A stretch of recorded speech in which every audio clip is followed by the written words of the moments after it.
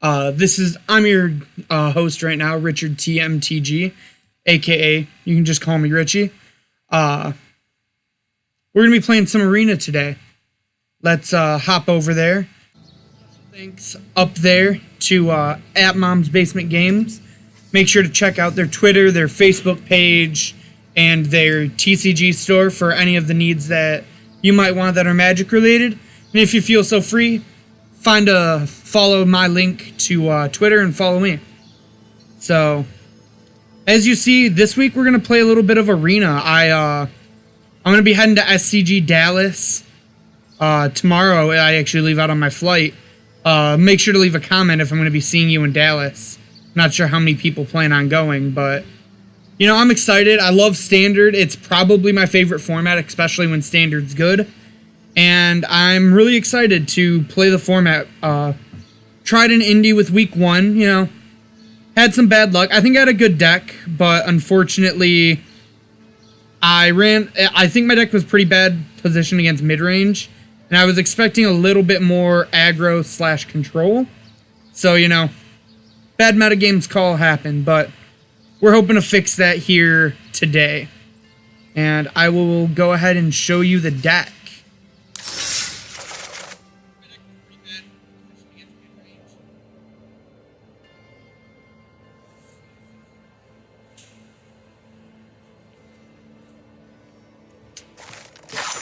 So we're going to be playing the list that I like to refer to as Deploy Nexus.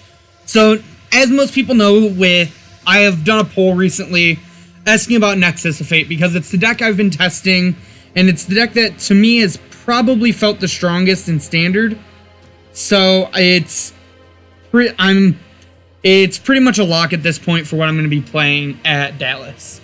I think the ability to just like take all the turns with this card, Nexus of Fate, is very strong. And so we've been running through some shells. According to my Twitter and Facebook polls that hopefully most of you guys got involved in, it seems to be leaning more towards the side that Nexus shouldn't be banned, but it's definitely a powerful thing in the format.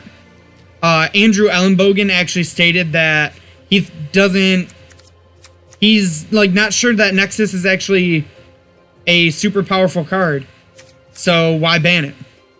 You know, we're willing to see. We're gonna run through some arena games, see how things go. But let's run through the list. So we're on 4 Revitalize. Before, you knew that I was debating between Depose Deploy and this little card.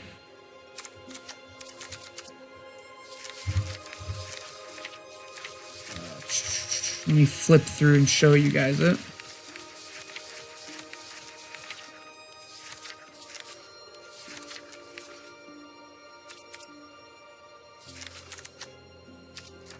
Gift of Paradise. So, Gift gives you access to more ramp, but cards like Depose Deploy and Revitalize give you essentially the same, if not more, amount of life gain, while also giving you a win condition, so you don't have to play a card like Expansion Explosion, to where Expansion was fine, but Depose is definitely better on its own, and Deploy is also the win con, so you get to cut that and play more cantrips and Revitalize. We have 3 Search for Azcanta, as this card is insane once you get the deck's engine going. You can essentially just see your deck multiple times, and it really lets you go infinite. 4 Root Snares for a Fog effect, because a lot of the aggro decks are how you can lose. If they can get under you, it can be pretty bad. So playing a card like Root Snare really stops decks from getting under you as much. And it works really well at protecting your Teferi, because after you play a Teferi, plussing it in Nexus of Fate is easy. Depose Deploy, which I talked up a lot already. I've been super impressed with this card. I would still like to test more, but I'm pretty sure that I will be playing this card. Uh-oh, connection lost. Hold on 1 second. Sorry, guys.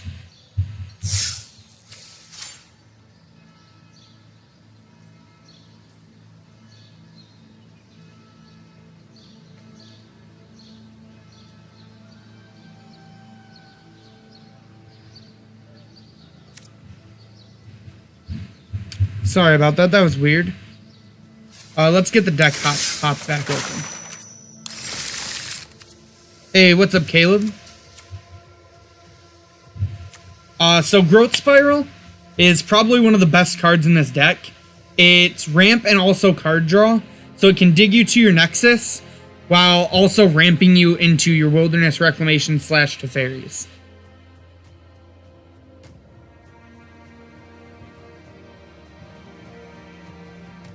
Chemister's Insight is insane because you can play it really easily off of Wilderness Reclamation, which, like, this is the real key card to the deck. And it also is just, you can discard extra lands or any card you don't really feel that you need that might be a little bit weaker. You can just discard to a Chemister's Insight. So next is Wilderness Reclamation, the card that really, like, brought this archetype back alive. It was kind of seeing fringe play, but it definitely wasn't, like, one of the more powerful things you can do in the format until this card got printed in Ravnica. This card essentially doubles your mana, but it only does it in the end step, so you have to use instants. Well, luckily, this deck is pretty much almost all instants, besides for your Search for Azcantas and your Teferis, plus sideboard, which we'll get to later. So it essentially just doubles your mana and allows you to do really broken things, even while playing Teferi, because essentially anything you tap out for on your turn after Wilderness essentially costs no mana because your lands will untap. And that's why we can afford to play one Precognitive Perception in the deck. It's a 5-mana draw 3 that against control can be fine at helping bait, but when you have a Wilderness, casting it on your turn, the addendum is basically just free because you get that 5 mana back.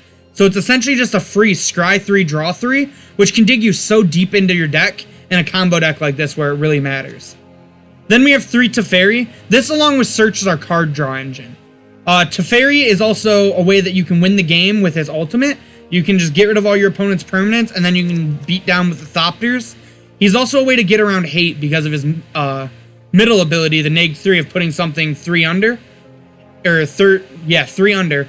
Because it can get rid of anything except for lands, but lands typically won't give you a problem. And then, as we already touched on, Nexus of Fate, the core reason of the deck, the card the deck's named after, this card is insane. Like, taking extra turns is not a fair thing. Generally, effects like this, you'll see, like, exile themselves, but Wizards with this one decided to just let it shuffle back into your deck, which is how this deck exists, because you can essentially just start taking all of the turns. We get to the land base. We got a couple basics for, like, Field of Ruin effects. We have just our suite of Shocks and Buddy lands. I would actually play 4 Glacial Fortress, but unfortunately the wildcard system, I only have 2 right now. I would go down a Temple Garden, and then I would also go down a Sun Petal Grove to play the full 4 Glacial Fortresses. And then we have this. It's one of Arch of Orizaka. And you're probably wondering, why do you play this card? Well, while it's only a colorless land, when you have 10 permanents in play, it's essentially another Search for Azcanta. It's a little bit more mana intensive, but it's not legendary, so it doesn't affect your searches as much. So it's essentially just like, it's 5 mana to draw a card, but with Wilderness Reclamation that's free. So, like, it's not bad. Moving on to the sideboard, this is where I've landed on. It's pretty similar to a lot of sideboards, but I do want to go over it for some, like, special features. We have a 1 of Disdainful Stroke as a counter spell for, you know, other Teferis, other Nexus, other Wilderness Reclamations. Anything that might, like, try to play something big. We have 3 Negates. This card comes in a lot. It's probably the best card in the sideboard because you bring it in to counter other counter spells. It can counter almost anything Disdainful Stroke can, except for, like, if you have to counter a Hydroid Krasis, but that you typically aren't making that play. It can also counter opposing, like, kill spells such as Mortify that get rid of, like, the things you care about. There's 1 Crushing Canopy in here because against other enchantment decks, such as the Mirror, you really want to be able to blow up their Wilderness Reclamations, but it's also another answer to Niv Mizzet. That card is really hard to beat once it hits, so having answers to it is very important, and I've decided to play 3 in the sideboard, with Crushing Canopy being one of them. We also have 2 Night of Autumns. This card is another answer to artifacts and enchantments in the mirror, as well as being a threat in matchups where you just need more threats, and it's also life gain against the aggro decks. So it essentially is 3 mana, gain 4, and also get a huge blocker, or you can put the counters on it and make them waste a burn spell, which essentially makes it a gain 3, plus they discard a card. Ixalan's Binding is the other card that answers Niv Mizzet, which is really hard for us to beat, except this card says they just can't cast that card anymore. A lot of decks, the only way that they can answer it if you hit their Niv Mizzet is either another Ixalan's Binding or occasionally like a one of Blink of an Eye or Teferi. So if you can keep them off that, this can buy you a lot of time. It's also good at just getting rid of big threats you can't deal with. If you put a Hydroid Krasis under it, your opponents can't cast it anymore. And do note it says opponents only, so it's also good at tagging Wilderness Reclamations in the mirror. We have 2 Lyra Dawnbringer, because she is probably one of the best threats in the standard format currently. She beats up on aggro, mid-range if they leave her unanswered, she can take over a game, and control normally boards out a lot of their removal against you. So this like mid-rangey creature sideboard you board into can actually get a lot of players. I have a 1 of Carnage Tyrant right now, which is still kind of a flex slot. I could very well see it being a third of this card, but I really like how good Carnage Tyrant is specifically against Esper. They almost always take out all their sweepers, but they still leave in counter magic and things like Mortify or Vraska's Contempt, since they're flexible removal. But Carnage Tyrant doesn't care about any of that. And it can race just about anything the Esper deck can put down, as long as they don't have a Settle the Wreckage, which, again, typically is out of their deck post board. I have a 1 of Sangering Sacrament, which is normally like a 4th big threat, but I've decided I wanted to bomb against the aggro matchups. This card is insane with Wilderness Reclamation. You can easily gain anywhere from 12 to 20 life with this card off just 1 Reclamation trigger. Because you gain twice as much life and it goes to the bottom, which, like, you're probably wondering how we can see this. Well, when we cast the Nexus, we have to shuffle our library, so this card gets put randomly back in our deck, and we'll keep seeing it. So it is really a nice way to gain a bunch of life, and really just lock out that mono red deck from being able to get out from under you. And then we have 2 Hydroid Krasis. We are, even though we're not playing Gift, we are essentially still a ramp deck. So we get a lot of mana, we cast Hydroid Krasis, even for, let's say, 6. We draw 3 cards, it's a threat that decks have to answer, while also refilling our hand from, you know, their Duresses, their Drobits, or any other form of discard they have. And, like, it also can just close out games for you. So this card has been very good. So that's the 75. How about we get to some games?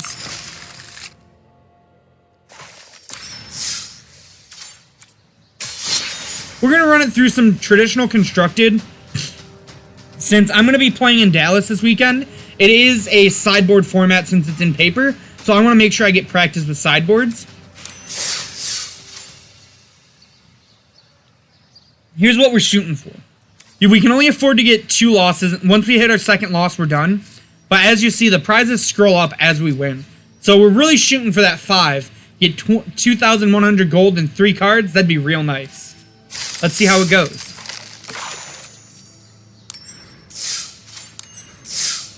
I chose the name Deploy Nexus for this deck, since that's really like the center card that like is different from any other Nexus list. Even though we do see Nexus lists playing it, it's one of the turning points in the deck, like that people decide on.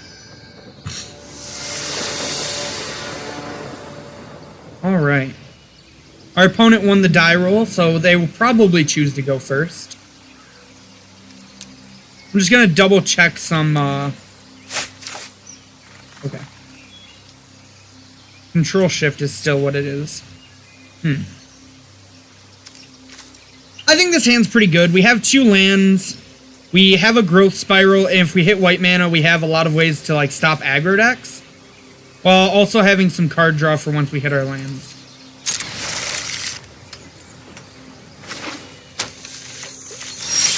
Sunpetal Grove tapped.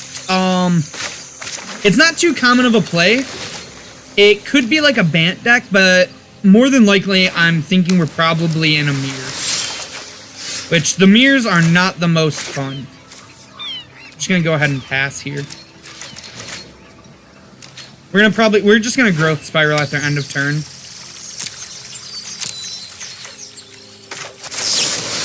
So they're definitely Bant. Ooh, that was a good hit. They're definitely Bant, but the question's still out as to if they're also a Nexus deck, or if they're just like the Bant hero deck, like a Bant value deck. More than likely, I'm assuming Nexus, though.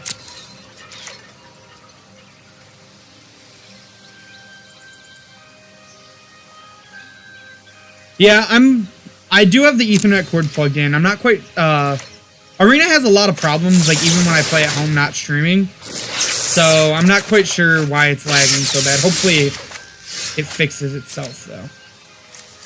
So those were pretty good hits.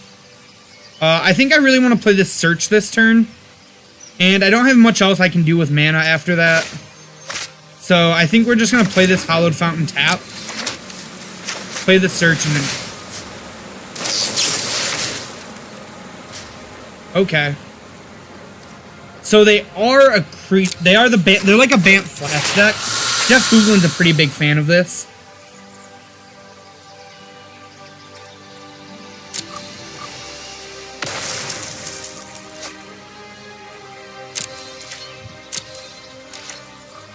Yeah, good call, Bear.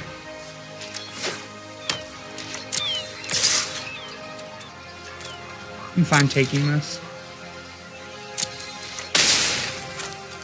We're gonna go ahead and try to revitalize end of turn.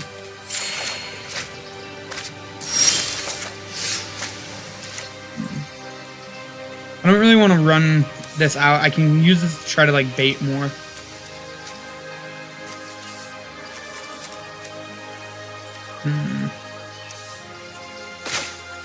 I think I'm gonna just play the island in case I want a Chemister's Insight instead. Or possibly just like depose and then Chemister's Insight.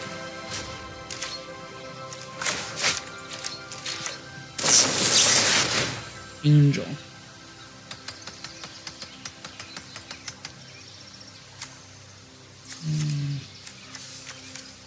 I think I'm just going to take this time to cast the Chemister's Insight, because I really want this resolved. There's a Wilderness Reclamation.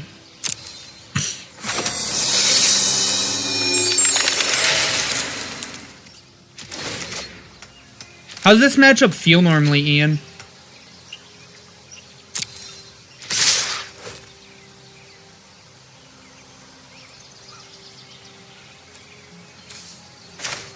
I'm gonna fog this and see if I can bait something out. Nope, they just let it resolve, which is fine.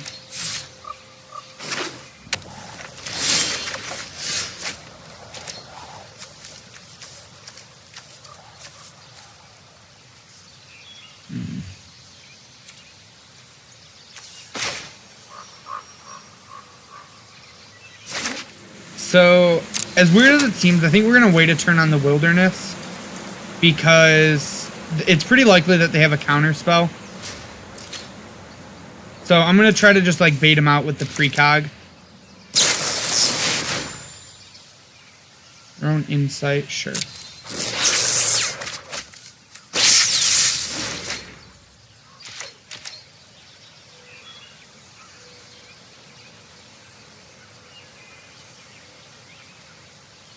Okay.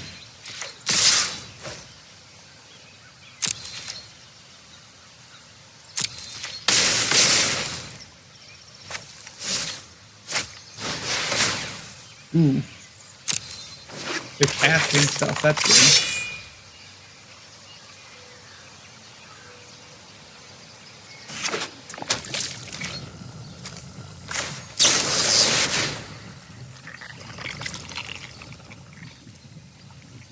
Can we bait it?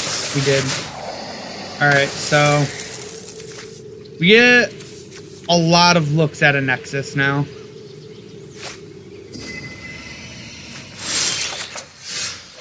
Ooh, a Search too.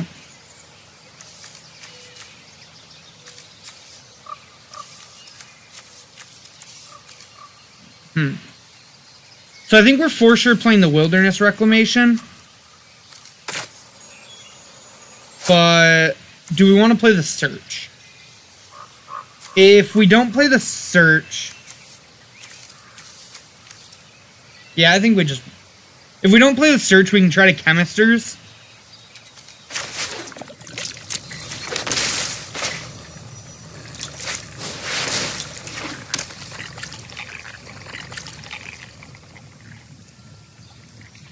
I'm gonna shift to full control really quick.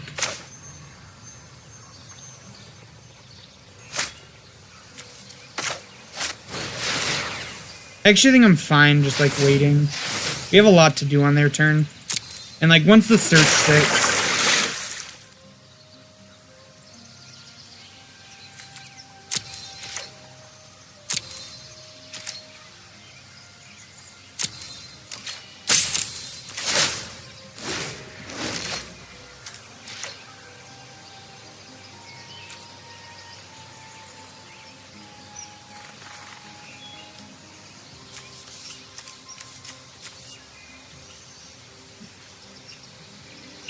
So I think we're just going to tap and draw. And then probably try to resolve a Chemister's EOT.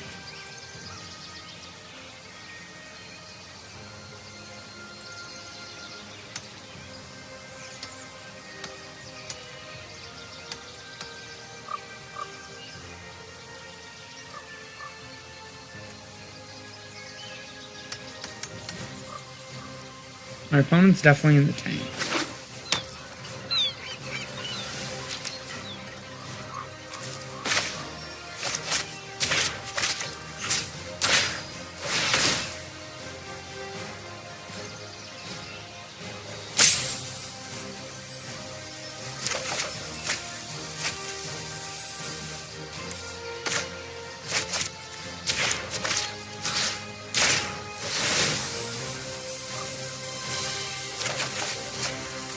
Ooh, another wilderness with search.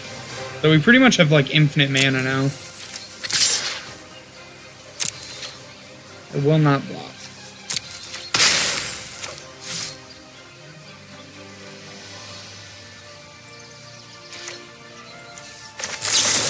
We're just gonna Chemisters and discard this reading pool, I think.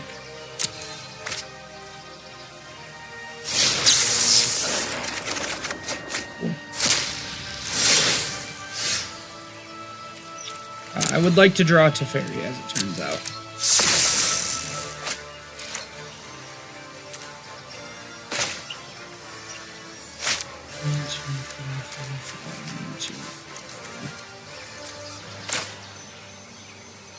I think we're going to actually just play this tap. Jam Teferi.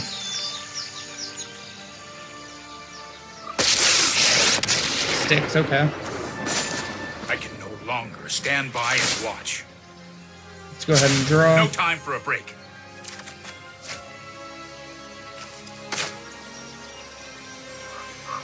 Go for wilderness.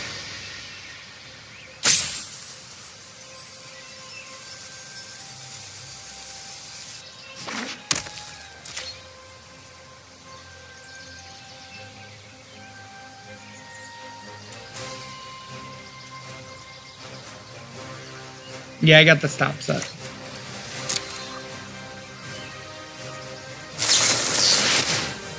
Dream Eater. It's not bad. So that means we're only going to get one wilderness, but that should be enough. Excellent. Nice. Josh, said we can send this to our opponents. They're probably going to need it.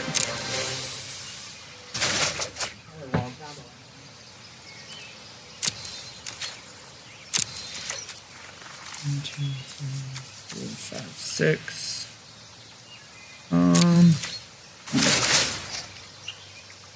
Oh, I have to, luckily I put it in the right order. But I want to make sure that auto triggers is turned off.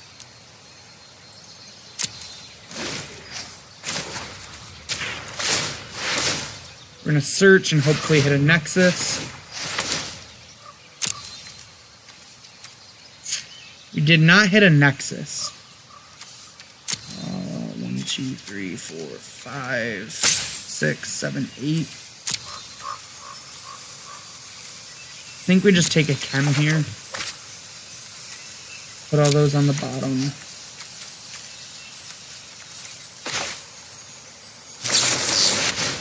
Go ahead and cast it.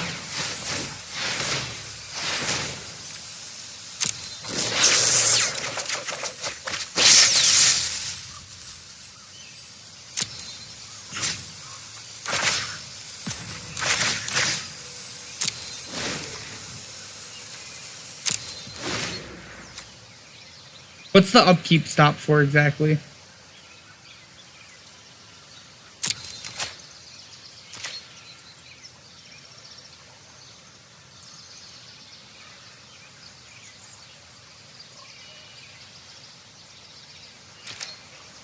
Okay.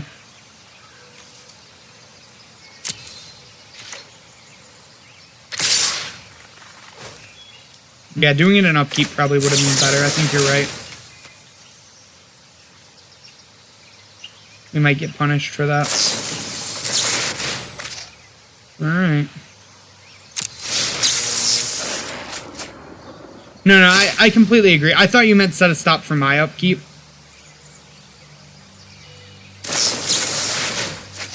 Well, it's resolving. That's a good sign. And they're tapped out now, so... I actually think it was pretty bad to cast that second Chemist's Insight on their part. Like, now it just, like, gives me the green light. I'm gonna hold control. Ooh, we drew a win con.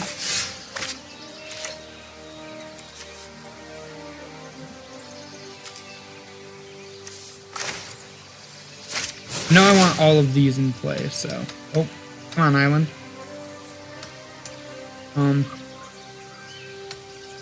Okay, there we go.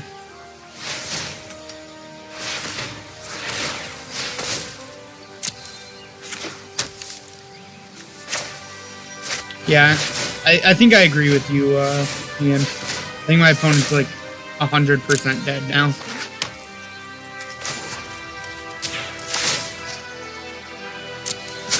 We need to move quickly.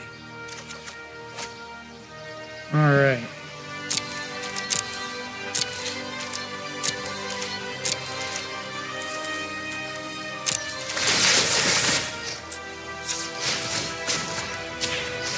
Float some mana. Resolve a Nexus. You always want to cast your Nexuses first.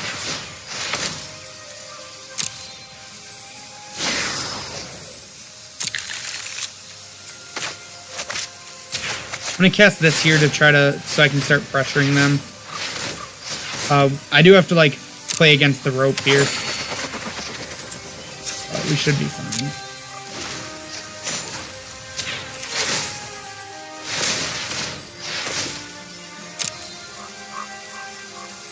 Grab a chem. Cast it.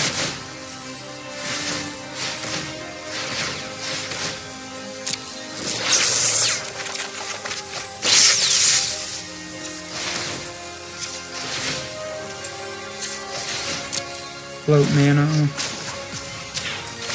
Search. Grab a Nexus. Cast a Nexus. Now we have 2 turns in the bank.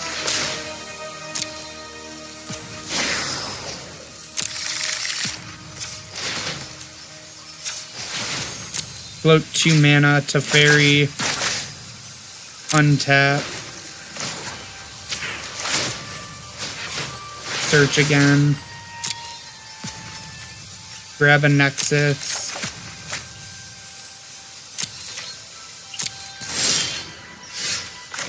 Cast Nexus and upkeep because I want the best chances at drawing Nexus.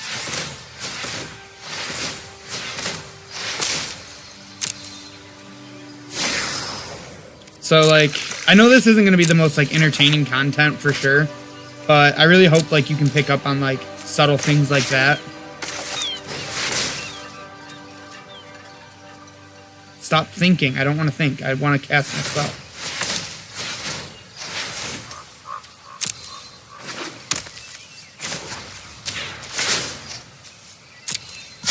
You know what? I'm not done yet.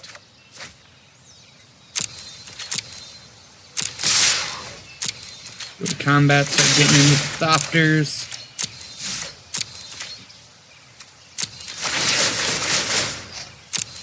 Go to my end step, start resolving all our triggers. Try to find some more Nexus to cast. If our opponent valued their time, they'd probably just concede right now, but It's fine by me. I need the reps anyways.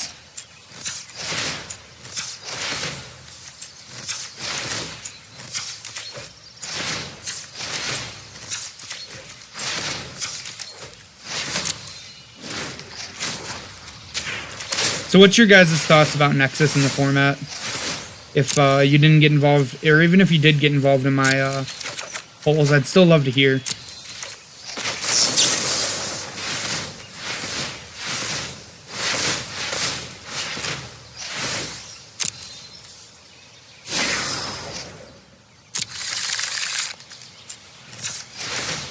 Yeah, like right now it's pretty much just running up the scoreboard for me.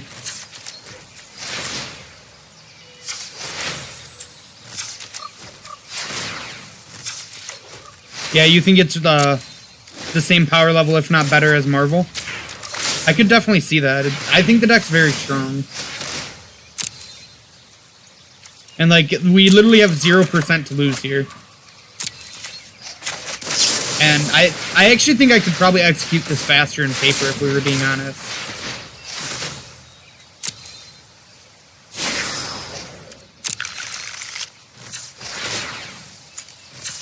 We'll just throw those turns to the side because we're going to have all of them now. We're never running out of turns.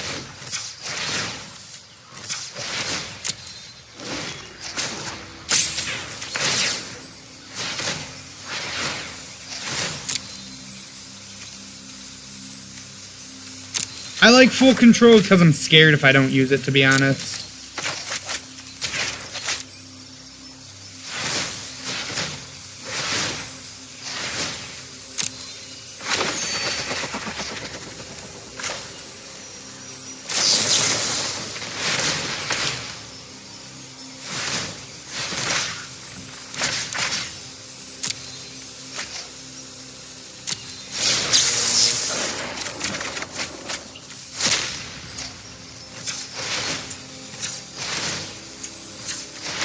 Now we just get to see how many game actions we can make.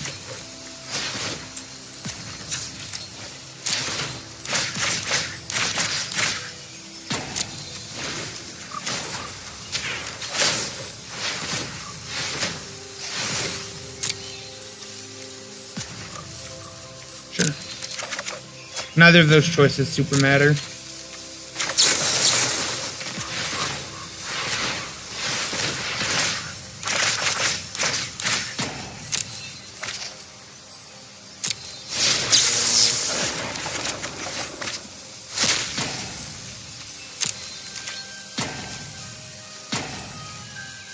Now we just get to discard.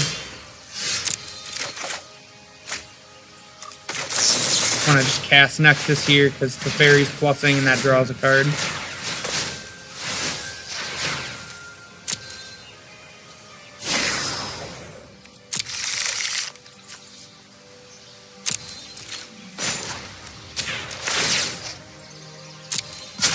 Hold that thought. Play our land, go to combat, attack him for 4.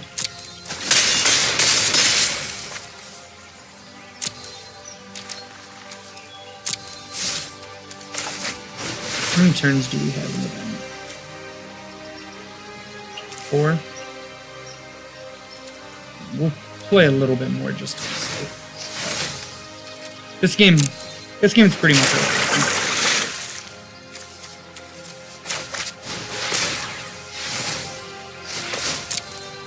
Well, like, I shouldn't say pretty. This game is over. It's just a matter of going through the motions.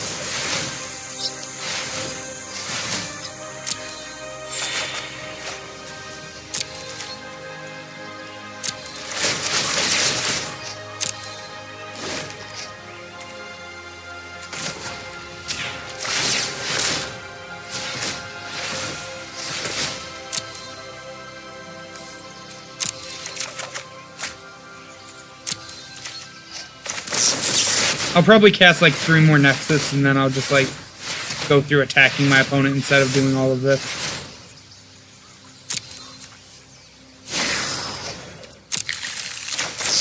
Just to try to save time for all of us.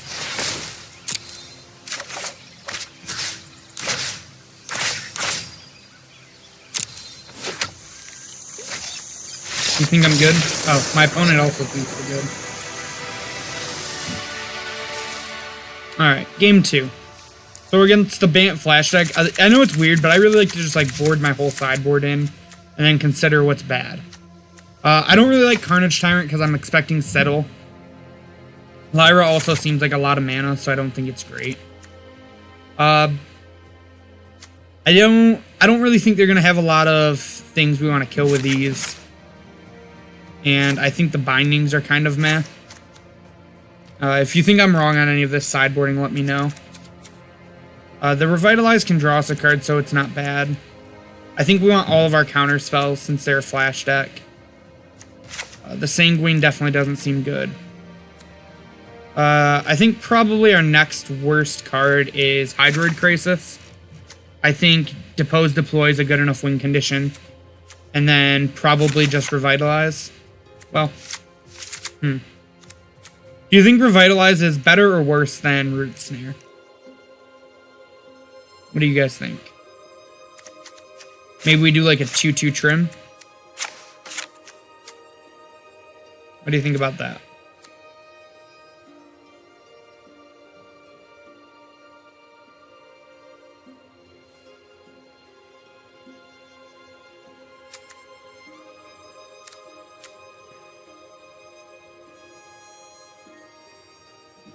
Alright,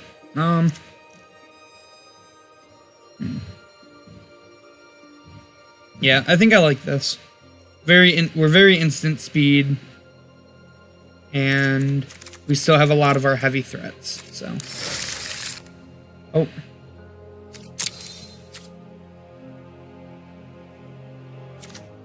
Okay, I could buy Root Snares better. I was thinking the same thing, but I wasn't sold on it. Like, Revitalize can draw you a card, but I think the 3 life is going to matter a lot less than a Fog.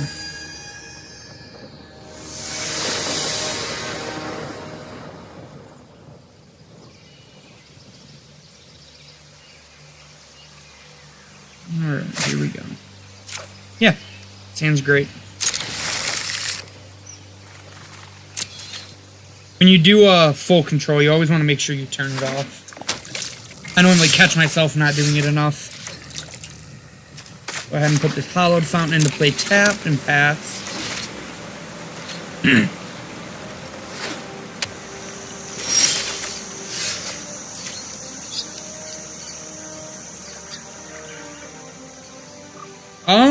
We'll see if it ends too late for you to stream. Play a Search. I did have the Quench, which sucks, but I think it's still right to play it there.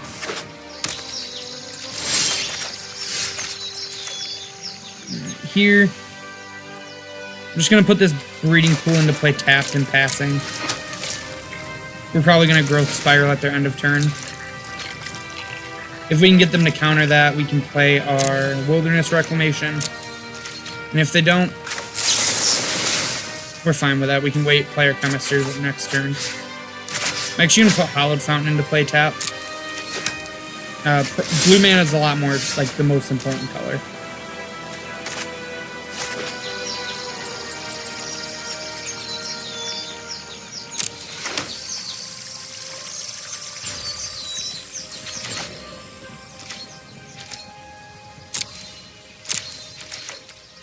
Go ahead and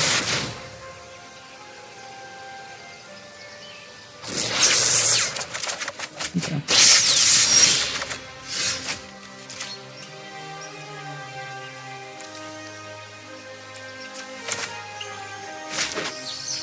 Just play this Temple Garden and pass again. We can always just Nexus EOT. Next turn. Like right here, I'm just gonna Chem again. Discarding this Forest.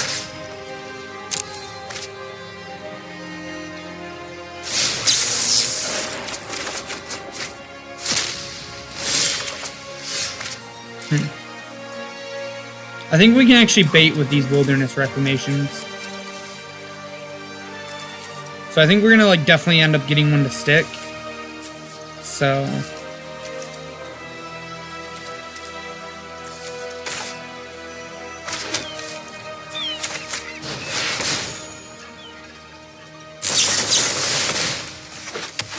Oh, I miscounted my mana. That was really bad. Oof. I for some reason thought 7 was 8. That was really dumb of me. Okay. That was a punt, my bad.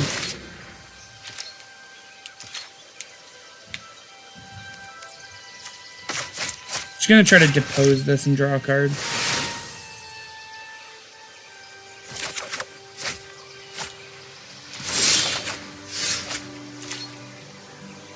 Negate backup is awkward because of Frilled Mystic.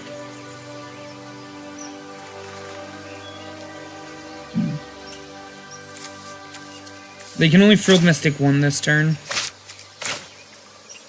So I think it's fine to just go for it. Yep.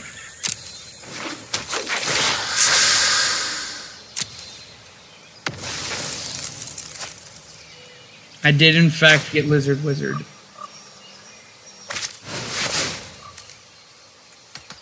Full control. Alright. We don't really have any way to net card advantage right now, which is the issue. Obviously a Teferi off our next turn would be the best. We'll see.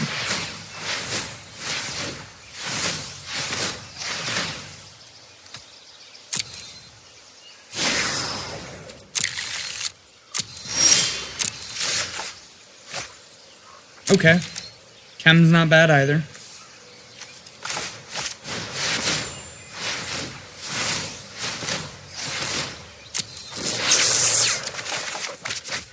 Alright, another Nexus. Good. This is going to be our land for the turn since it can draw us cards. We're gonna actually not do this. Because like I said earlier, you want a Nexus first so we can just float mana, Nexus, and then Kim. Trigger on the stack. And we'll just go ahead and float everything down the river. Untap. Cast ourselves a Nexus.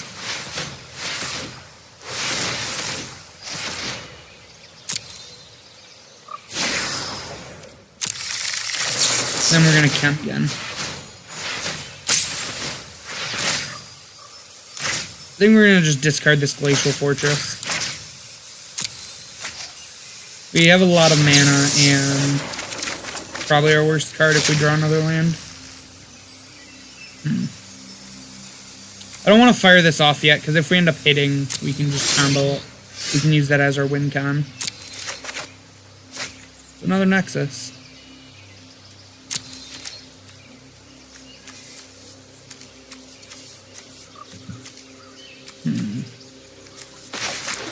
Land.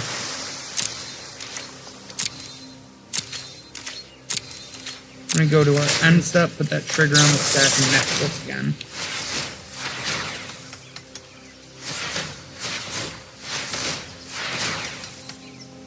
You think it would have been better to arc over Chemisters? I figured Chemisters draws 2, so that's probably why it's better, but I could definitely see the other way.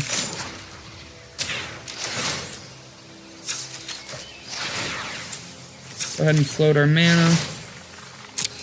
Untap. Get our threats on. Make sure it doesn't tap our arch. Good.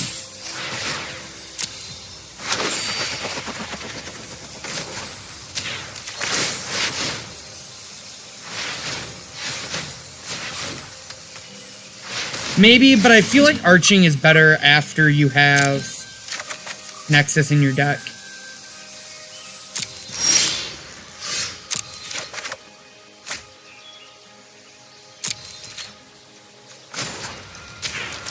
Draw a card. So like here you're seeing the power of Arch, which is why I'm not really sure why some lists weren't running it. Growth Spiral's another draw.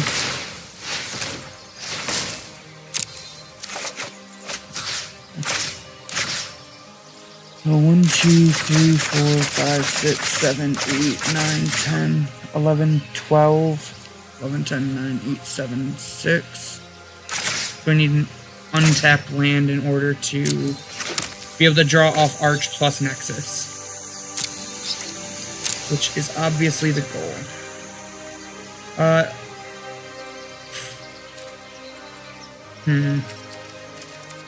I'm not sure if I want to ship here or not.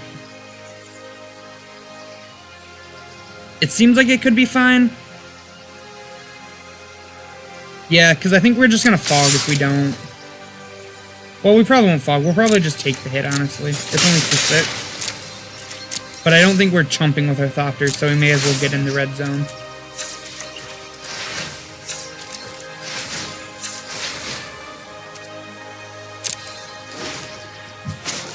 I agree. I, in fact, like yeeting there. Make sure I did my math right. 1, 2, 3, 4, 5, 6, 7, 8. So I didn't need to put... I could have put this into play tapped and gotten the untap off it, but... Yeah, I agree. I miscounted. We unfortunately didn't draw anything there, but that's fine. We've looked at a lot of cards and taken a lot of possibilities not at Nexus or Teferi Research out. And we'll eventually end up getting there. So like I said, I think I'm fine just taking this hit. I'd rather have this Root Snares for a lethal attack. We're definitely going to negate that Crushing Canopy, because Wilderness Reclamation is the nut. I think that was a really early concession from our opponent, but I get it, because this deck is kind of frustrating to play against. Got ourselves some gold, ladies and gentlemen. Alright, so we're 1-0. The deck felt pretty good there. What did you guys think? I don't really think you need, like, a win condition like Drowned Secrets or the one that gains you life, Dawn of Hope. I think it's better to just play a card that has a lot more purpose. I know you can mill yourself to eventually get to the point where it's only Nexus, but I think that's kind of fringe, and I would rather just play something like Depose Deploy that has a lot better effect early game. Yeah, I know a lot of people think the Flash deck has a good, like, Nexus matchup. I think it's in Nexus' favor, just because we play so much on their turn as much as they do ours, except our cards matter a lot more than theirs.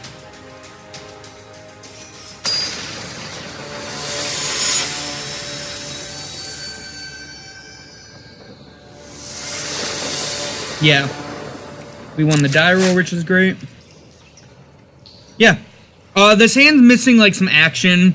We really want, like, some card draw, maybe an early ramp spell, or a Nexus, because we do have our 2 really good pieces with Nexus. But I don't think I can ship with this. Or I don't think I can ship this hand.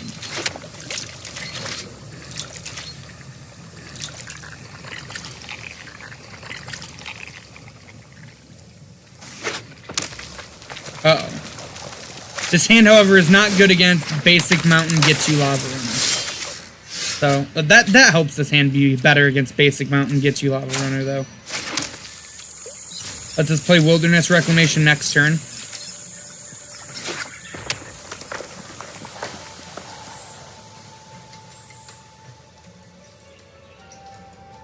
This is actually, like, I think one of our harder matchups, because it's pretty easy for them to get under us.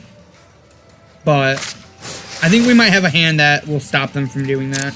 Especially if they're playing a 1-drop that can't attack on turn 2.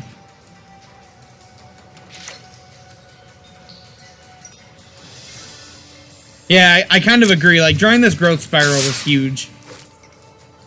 This is probably a post-combat light up the stage, is my assumption. Or maybe a skew... No, nothing, really. Interesting. So we're just going to Growth Spiral, put Temple Garden into play tapped. And then we're just going to slam Wilderness next turn. And hope for the best. Ooh, another Wilderness. So we have all the mana in the world. But we need stuff to do with it. Like that. That's great in this matchup. What do you know? Turns out life gain?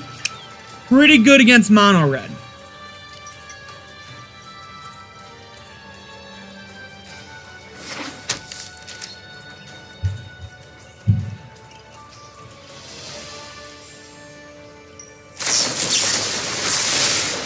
Our opponent says Chrome to the dome.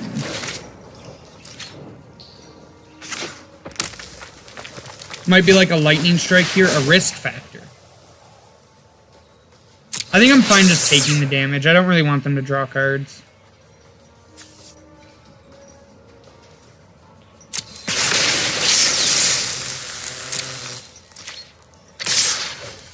I'm gonna go ahead and revitalize here, because like I'm fine fogging this since they have burn spells. We unfortunately hit another land, but that's fine. Oof. Okay, well, we can play Teferi. So, I'm gonna go ahead and hold full control. Just in case we draw something we want to do EOT. For my excellent timing. Keep up the This pace. matchup also gets a lot better post-board, in my opinion. Okay, we have officially drawn a lot of mana. Now, all I want for Christmas is something to do with it. Our Teferi might end up dying here, which would be pretty unfortunate, but I think it was right to just play him there. We need to do something. Like, I don't think we're going to beat mono red by this passing the turn multiple times. And besides, that would mean Teferi was essentially a gain 6 here that also drew us a card.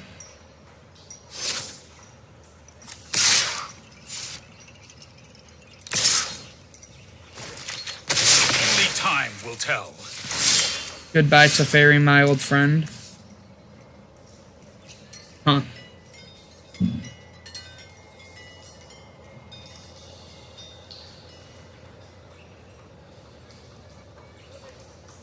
I kind of want to use this here and try to hit something good. What do you guys think?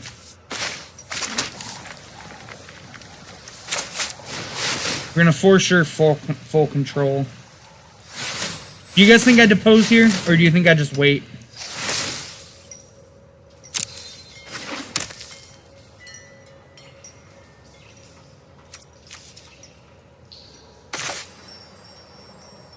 I think I'm supposed to try for it. I have all the mana in the world.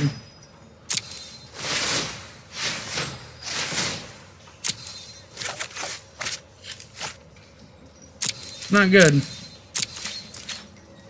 We're kind of flooding out, which is unfortunate, but that happens sometimes. You know, we're playing 25 lands, and this is still Magic, so... We definitely get another turn, so...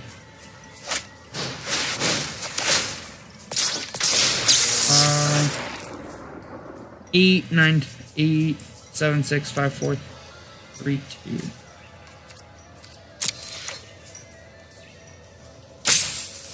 12, 11, 10, 9, 8, 7, 6, 5, 4. I think I just let him draw here. Yeah.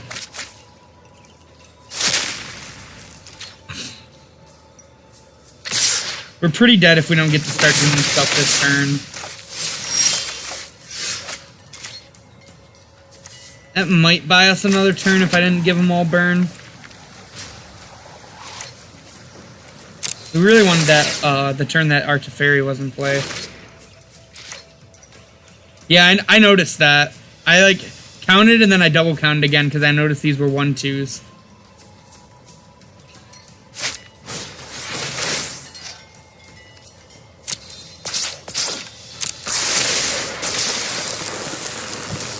Maybe it was right to just take the 4. Because, like, I think we're a lot more likely to die on this turn, giving him the burn. He doesn't have it, though, so...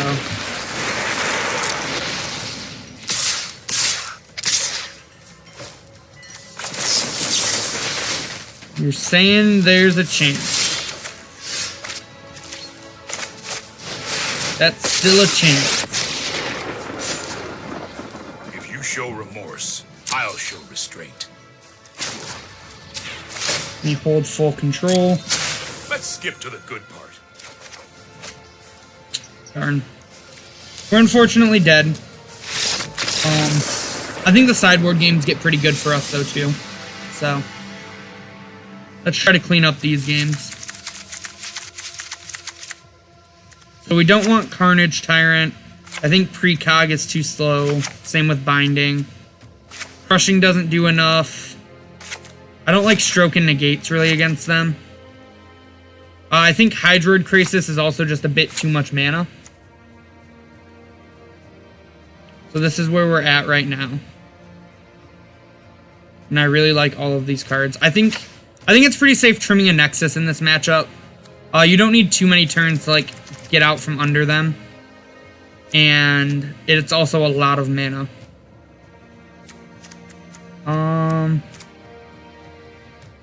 For the same reasoning, we can probably trim a Search. Because we want to be more proactive. Then I think a Chemister's Insight and maybe a Growth Spiral. But Spiral ramps us, so maybe a Depose Deploy instead since we're boarding in more threats.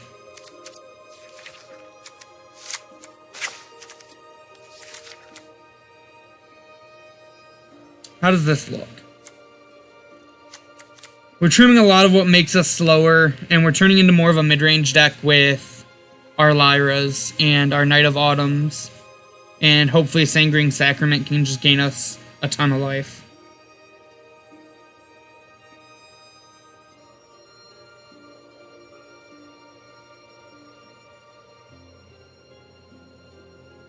This does gain us life, but it's kind of slow. Yeah. I think I like this.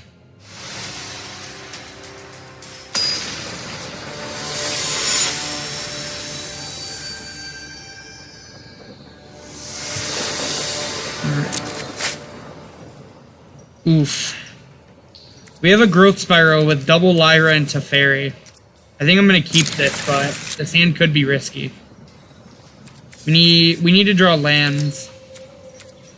Oh, let me take full control off. Once again, I told you I'd do that way too much. This card's really hard for them to beat, especially if they don't know it's coming, and if they don't board and fight with fire. Alright, there's a land. And it's just gonna Glacial and pass.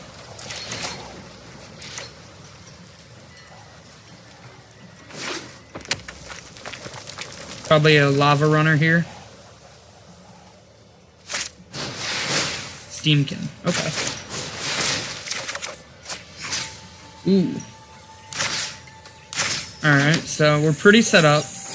We have double mana. If we draw one more land, we can play our 5s. That's pretty good to cast off the Wilderness Reclamation. It can either tap Steamkin if it gets too big, or if they don't expect it, we can just block the Steamkin and kill it. And it also gains us 2 life that way.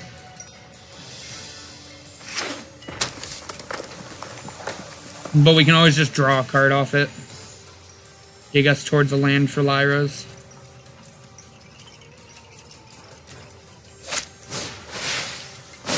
Here comes the lightning.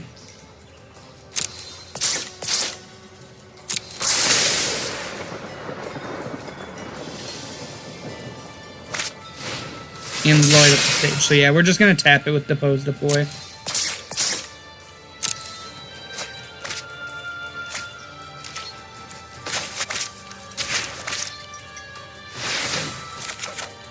And there's our 5th land for Lyra.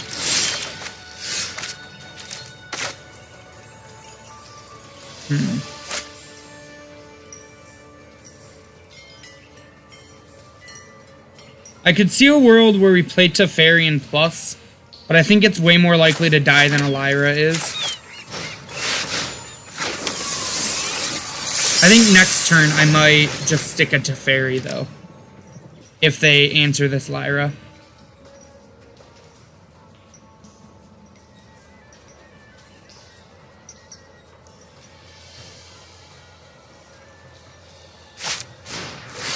Yeah. This is what I figured of. It's probably going to get 2 for 1, which is fine. That's less burn for our Teferi, and then if they kill our Teferi, we can just play a Lyra the next turn.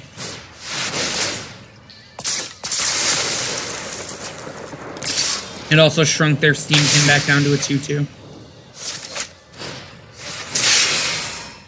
Another light up the stage is really good for them. Not sure how drawing 2 lands is, though. Yeah, I think we're going to start with the fairy. We're going to hold control. You'll thank me later. I almost want to just minus on the Steamkin. But they have as much mana as they want.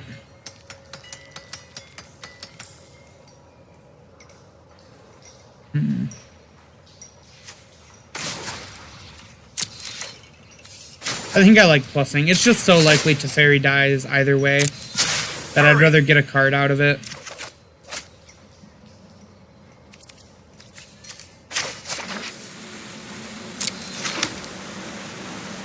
We're going to go ahead and unfull control.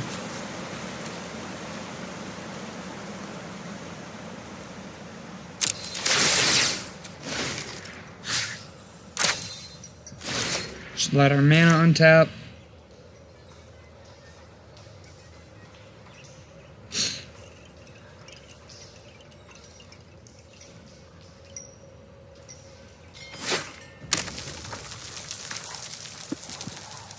You have a lot o land droppos. Risk factor. I think I'm fine taking this one, but I think the next one they're probably going to get to draw on.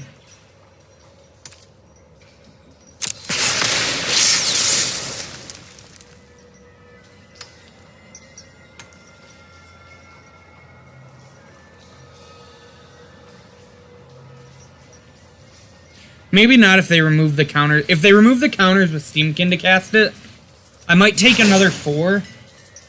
Just for the fact that it is more likely our Teferi lives that way.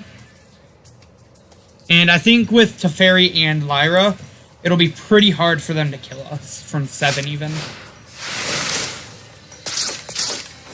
Double Steamkin might make it a little easier though. It also taps them out if they cast this risk factor here.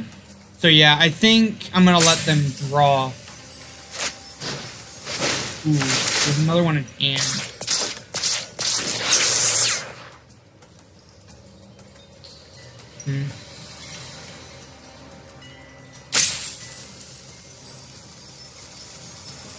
I think I'm fine taking this.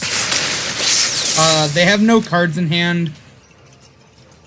So, Lyra can deal with these Steamkins pretty well, and Teferi can tuck one if I feel comfortable.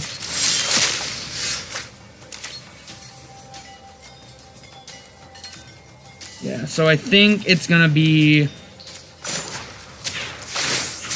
Teferi tuck on the Steamkin. You need to take a time out. Play our land tap, Lyra. Hold control because we gained the city's blessing. Oh, I didn't get it in time. Damn. Oh well. We'd only have 1 mana open, so it wouldn't have super mattered.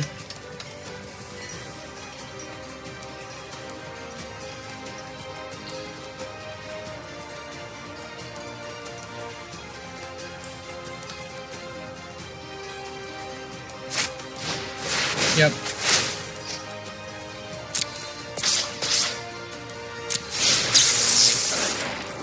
I cannot take this forward. And I know he has that Steamkin now, but he only has 2 mana. Okay. This is fine for us.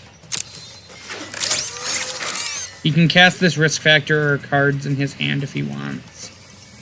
As long as it's not like double burn spell, we should be fine. Yep, just the risk factor here. Discarding a Frenzy, interesting.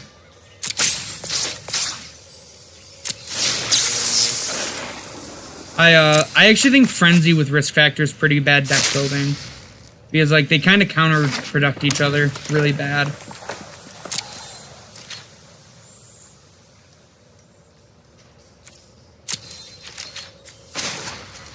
We're gonna go ahead and draw a card end of turn. So many lands. Kind of unfortunate. No time for a break. That was pretty good. It means the only way we die next turn is to burn spells. I actually get to draw again because I have my mana doubled. We drew it, boys! We get to see it in action! Let's go! Oh man, that probably wins us this game. Honestly. Like, I don't think our opponent can come back from that. I'm still gonna leave up the root snare. Because I don't want our Teferi to die, except to a burn spell.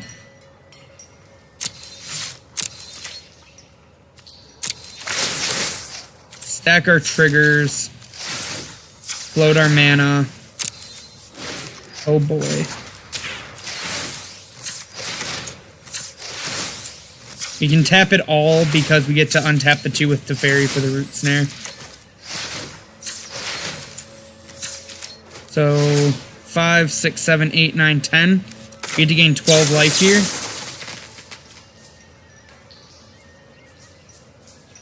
5, 6, 7, 8, 9, 10. 9. Oh, we get to gain 16. Oh yeah, that's gonna be good.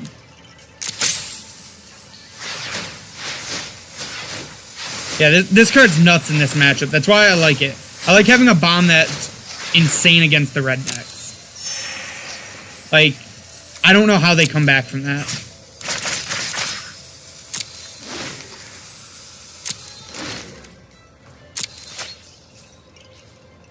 Like, we have a Lyra in play, and we're at 25 with a Teferi and a Root Snare. That's good. That's really good for them, actually. Like, I know I was, like, saying I don't really care for it with risk factor, but, like, they get to go off here.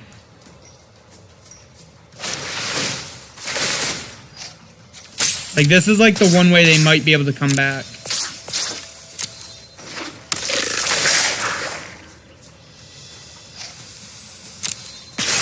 Plan B, as soon as I think of one.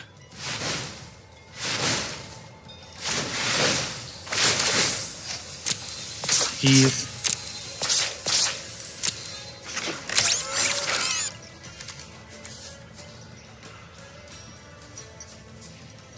I guess one good top deck.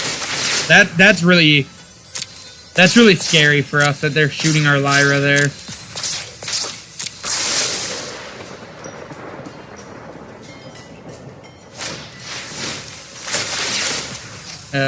That's really bad for us.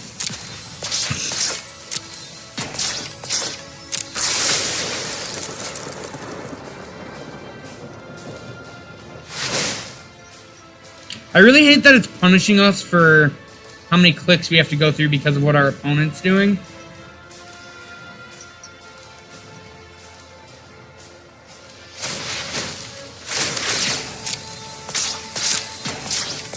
Like, it's really not fair that I just got a timeout used there.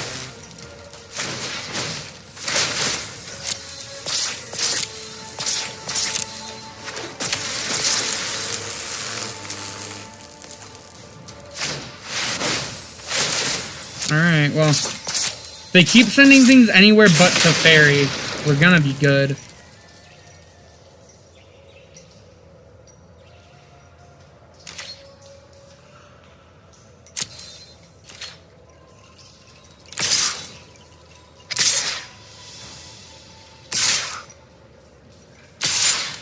Alright, here's hoping it's not a Shock or a Wizard's Lightning on top, and that Fairy goes nuts for us.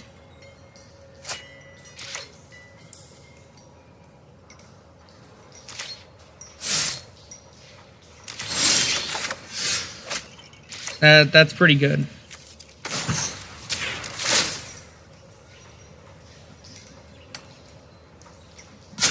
Keep up the pace. I know, right?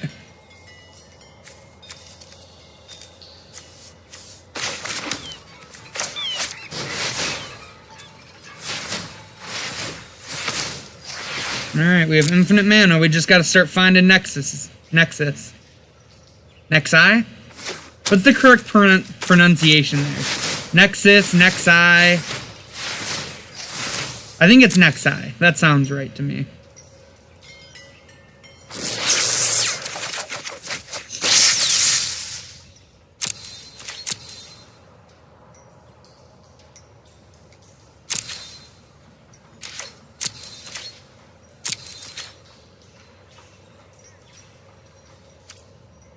In English, it's nexuses. Is it nexi anywhere else, do you know? Asking for a friend. I'm not gonna lie, I think nexi just sounds a lot better.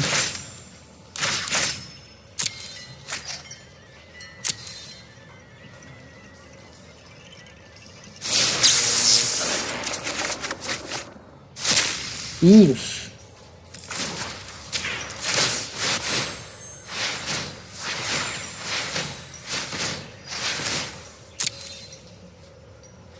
We might brick and die here.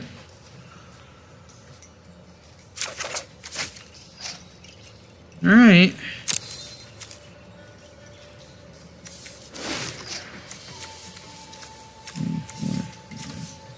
We need this chem insight. Really need a nexus.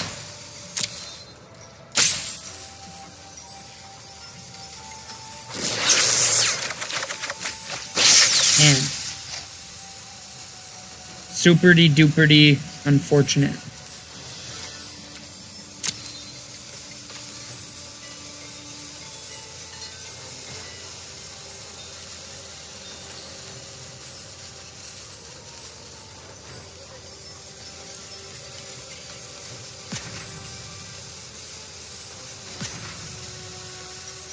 Maybe our opponent dozed off and took a nap. Walked away from their keyboard to make some lunch.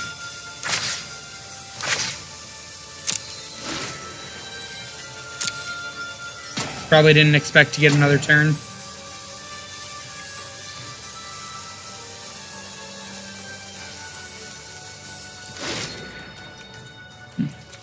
So Nexus of Fate is actually Place of Fate then? That's interesting. Hope our opponent's back. Darn.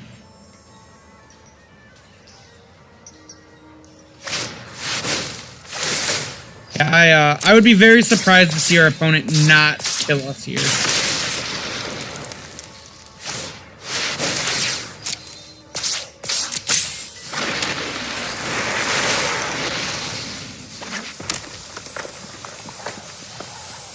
They're very light with their Steamkins, removing the counters.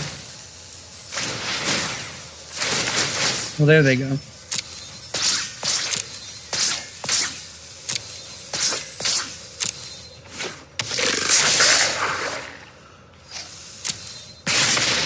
Really should have seen that coming. There goes to Fairy, unfortunately.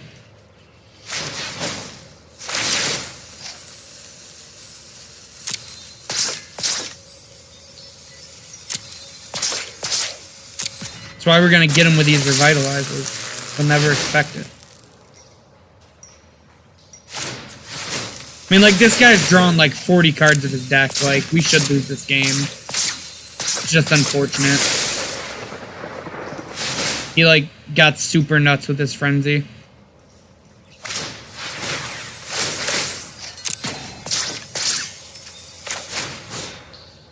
I unfortunately have to just start casting these because of our time.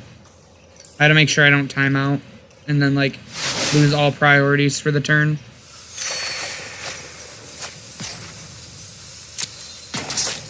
Another fog would have been pretty nice, too.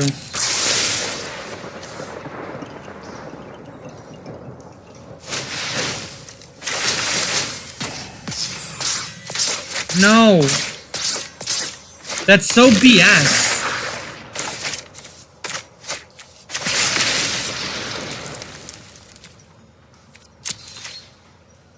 Like, I don't think that's right. Like, I don't think punishing me for clicking through my opponent's triggers is fair. Okay, it gives me priority again.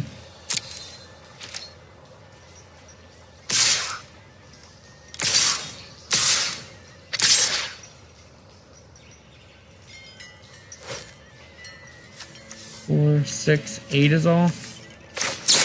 I'm gonna cast this and try to hit a fog.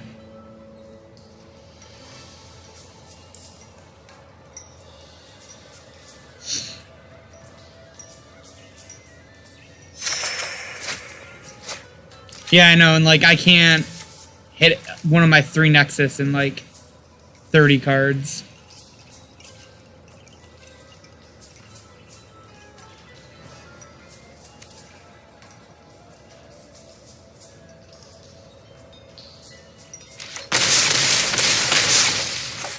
Yeah, I will not be surprised if he has 10 damage somewhere. Okay. Let's play a Teferi. Hold control. This isn't a fight you can win. We need to move quickly.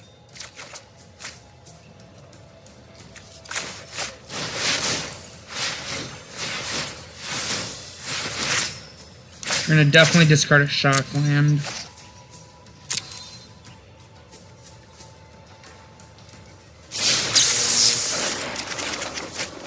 Ugh.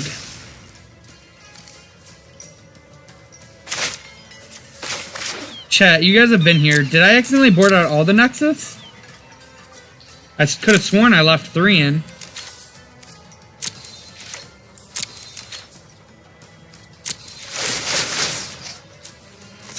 Blue. Resolve. Growth Spiral. This lets us put more lands into play.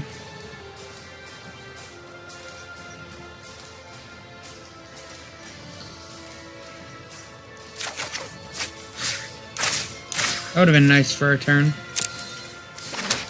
Not that it would have mattered, actually. Revitalize.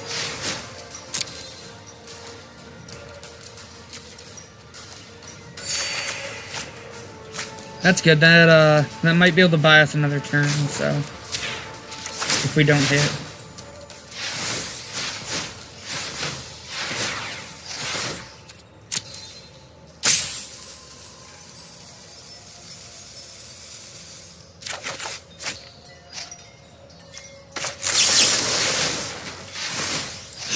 Go ahead and growth spiral again.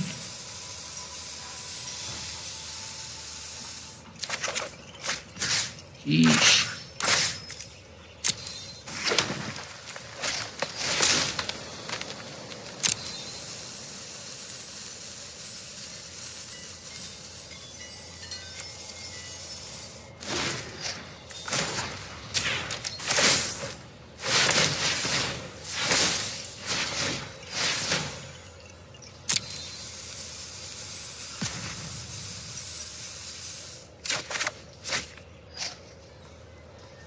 Man.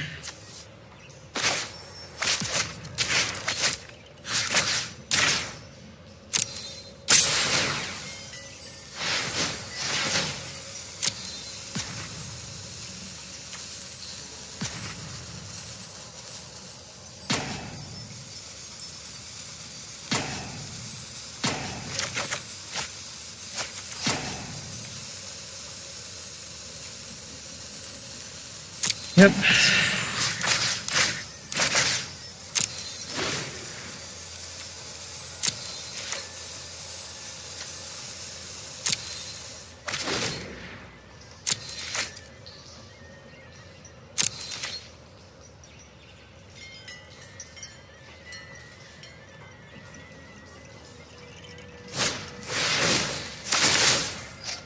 Yeah, I mean, unfortunate that 20 cards left in our deck in Nexus are 20 cards unknown in our deck in Nexus. The 3 Nexus are all in them.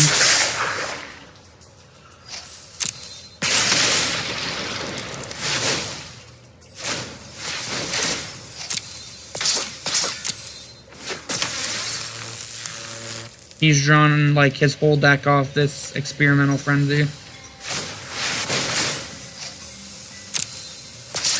That active treason seems really bad to bring in. Like, I guess it's good against like Lyra and such, but like that's a stretch, bud.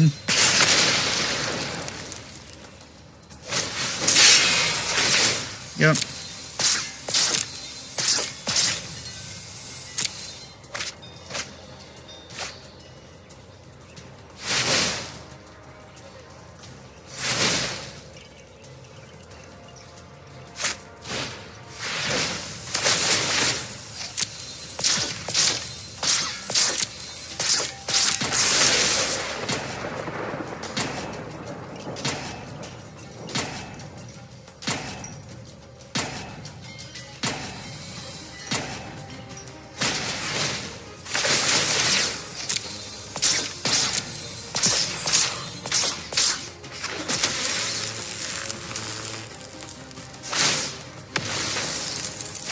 This, like, timing system is so bad on Arena. Like, I lose here because I don't get to choose on this risk factor.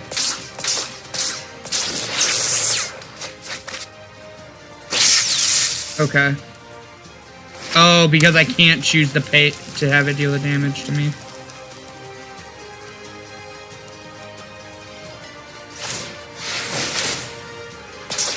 I mean, hopefully it gives me the option to cast my fog. He only has 6 cards left in his deck.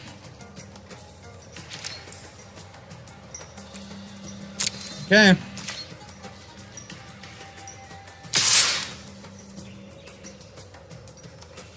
This has been a nuts game. I'm at 3 after gaining 16 life. He's down to 6 cards in his deck. I'm down to 21 and haven't hit a Nexus.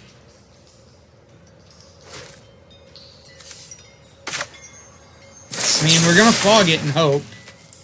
We're probably just dead by the way he's playing. He's just showboating. Which, I mean, it's fine. If that's what he wants to do, he can.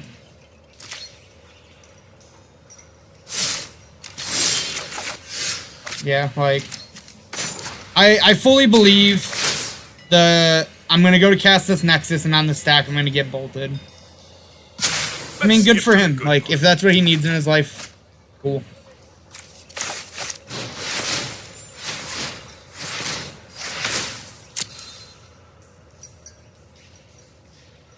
I firmly believe we are dying with this on the stack.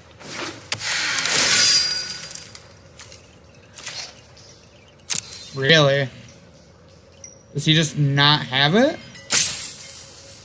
Or is he just going the absolute slow roll? Okay. The other has that much burn in hand, and he's like that big of a jerk. But yeah, like that's what I don't know if he... I think he definitely knows. I think he's just slow rolling us. Like, I think he's like, haha, I'm gonna get the Nexus player. 1, 2, 3, 4, 5, 6. 1, 2, 4, 5, 6, 7. And like, it's fine. Like, he can do what he wants.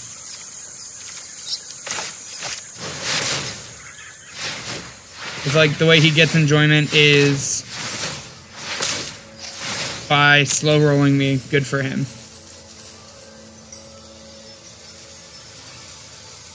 Like, yes, this deck takes a long time, but I don't slow roll at least.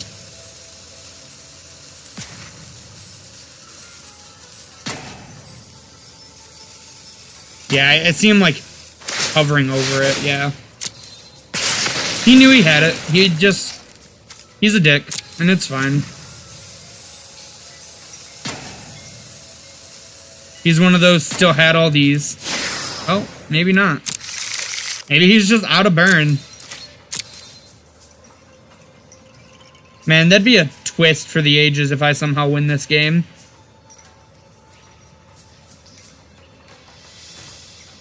My opponent cast his whole deck and it wasn't good enough.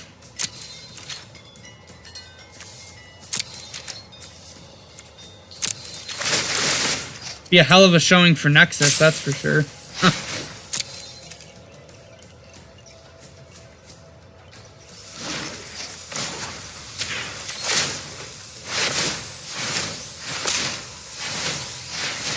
You can also just see this guy, like, take the absolute longest time and wait for me to, like, fully go through everything.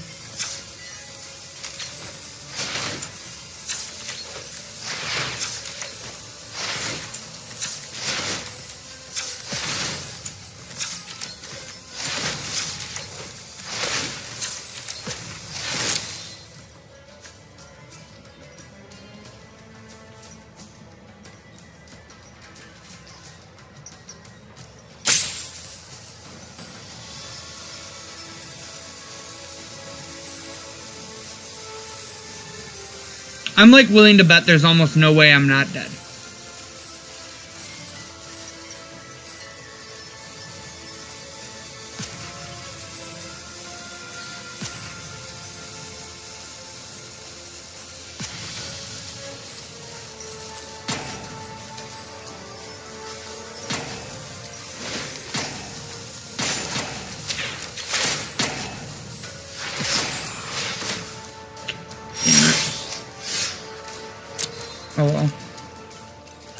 We need to flip search.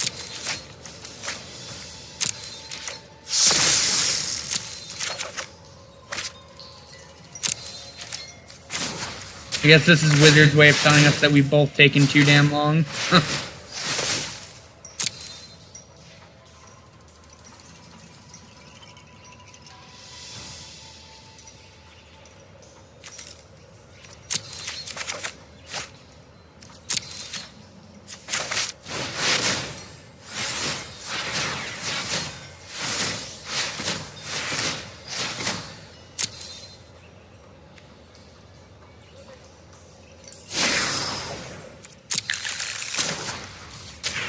Yeah, he's saying good game and shit, so, like, I'm sure he's just gonna wait until, like, the absolute last minute. Hopefully we draw Sanguine and just get to punish him. That'd be hilarious.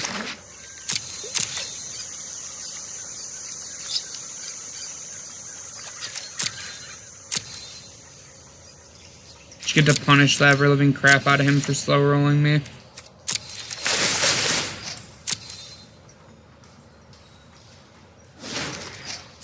Didn't float mana there, I should have, but it's fine. I'm just like trying to go fast.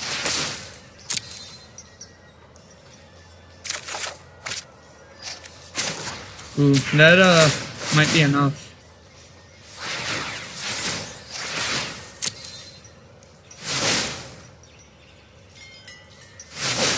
If this Revitalize saves us from like his lethal burn, I will laugh so hard.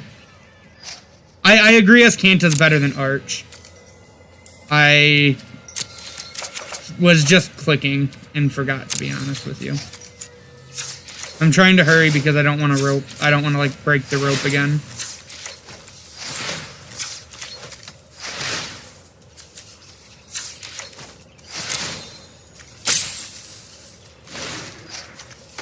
Here I'm going to do this because if he responds to this, I want to be able to search in response for the Sanguine.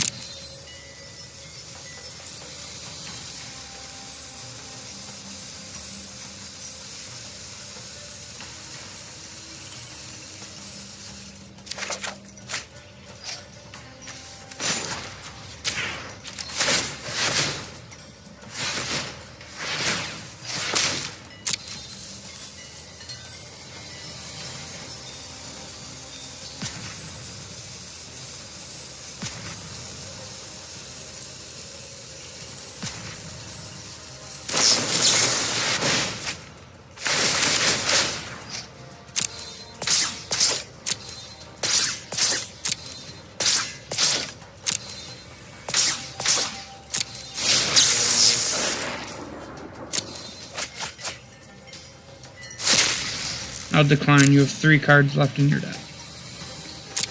I will take another Nexus. Actually, it might have been better to take the deploy there, honestly.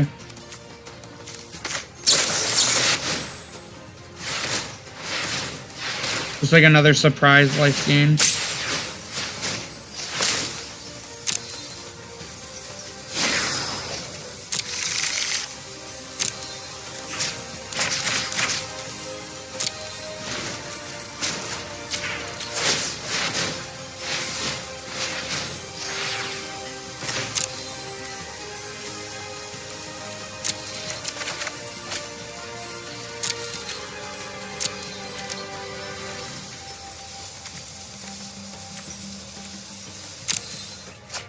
Alright. I should have Nexused in response.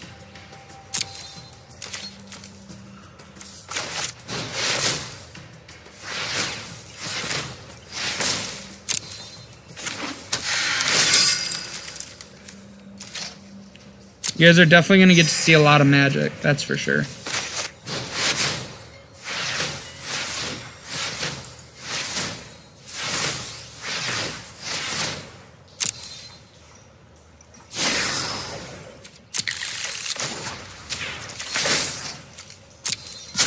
Hurry!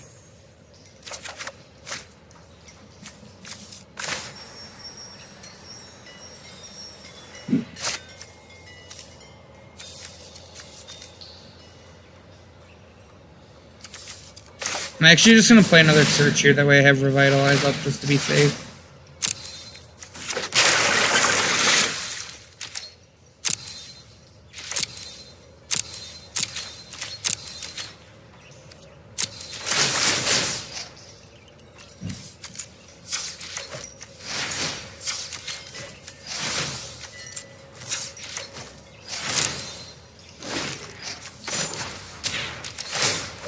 Go for that same line of arching before, that way we can search and response if we need to.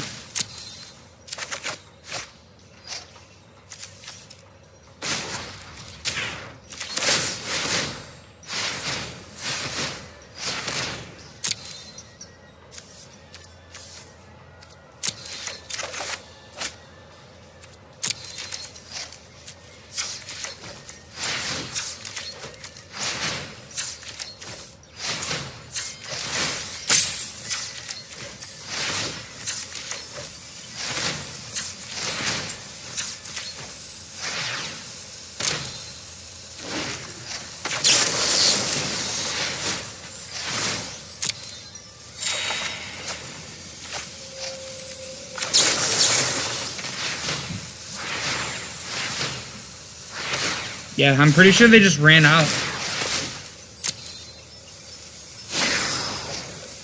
Which is crazy to think about.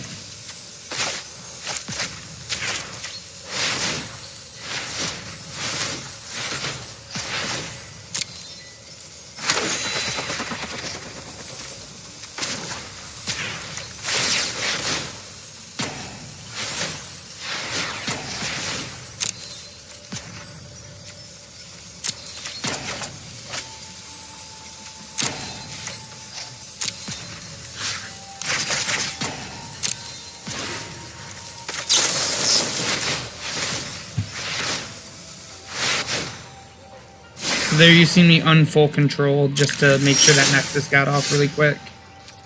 I'm gonna shift it back on. Climb the flip. Draw for turn. Go to our main phase. We're gonna ultimate this to fairy so we can try to start winning the game. You are removed from time itself. And yeah, like, we were surprisingly able to win this. I really didn't think we were gonna. It unfortunately tapped our Arch, because Arch is actually better with the fairy emblem. Hold that thought.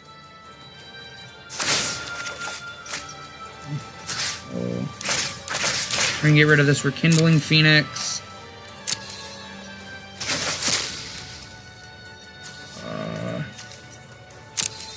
They don't have any flyers now, so we're gonna move to combat. Attack with 2 Thopters.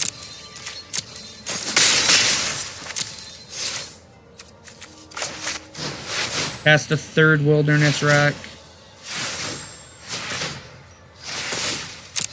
Our opponent might not have much to do if they're just letting us do all this. We're gonna activate Search.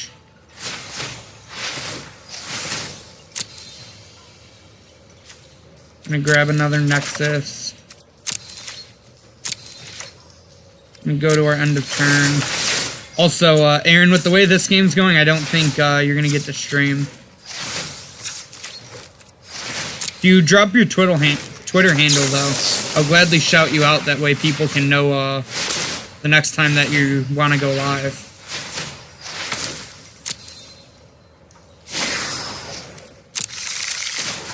Yeah, like now we just get to go through the fun process of drawing cards, exiling our opponent's permanent, and slowly killing them. Welcome to Nexus.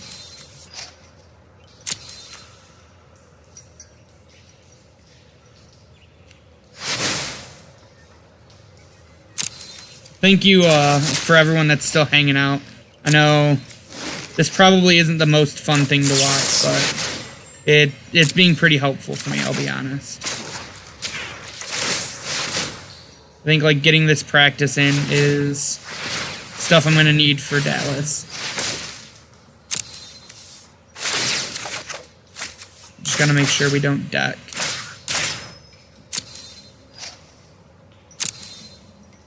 And like the way, like I know we can't deck with Nexus, but like what I mean is I want to make sure I don't like accidentally draw my deck out.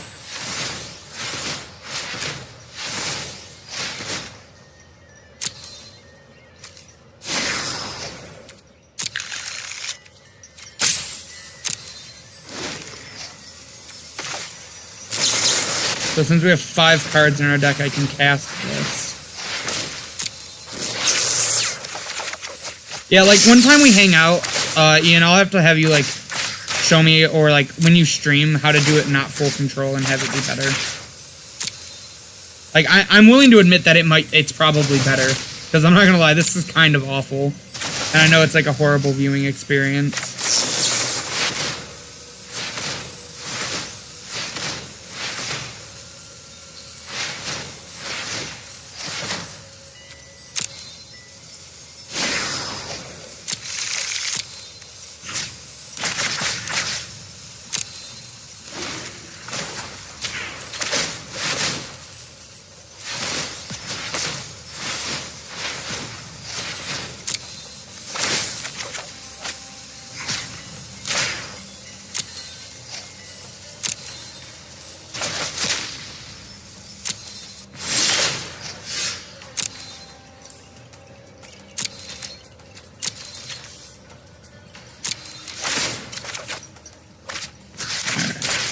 This should go pretty fast now, because I'm pretty sure I have enough turns in the bank. Oh, yeah.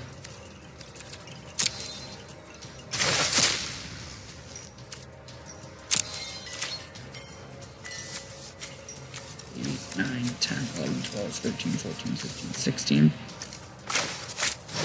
I'm going to cast this for 14, just to, like, make sure we don't get burned out.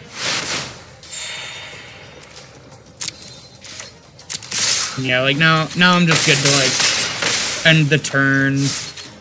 Make sure we always have a card in our library. And just win this game quickly now.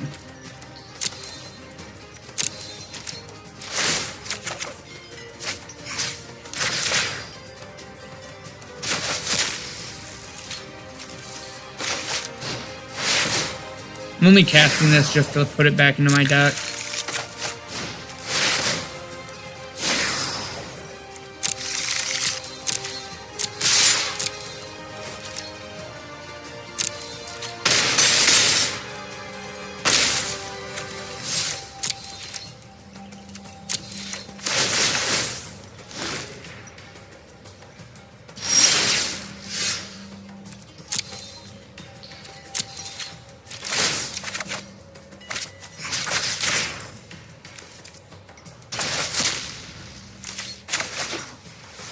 One, 2, 3, 4, 5, 6, 7, 8, 9, 10, 11, 12.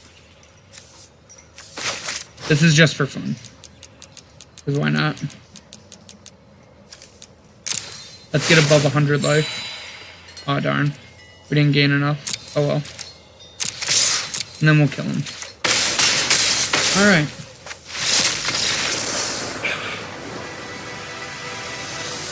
So us and our opponent did some really sweet stuff that game. And now we get to go to a game 3. What do we think we want to change? A lot felt really good.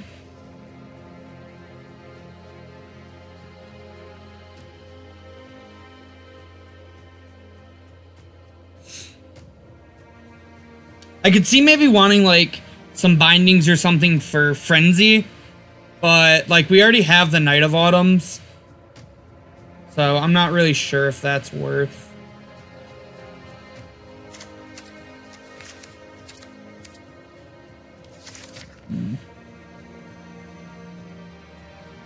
Yeah, I think it's probably just a run back.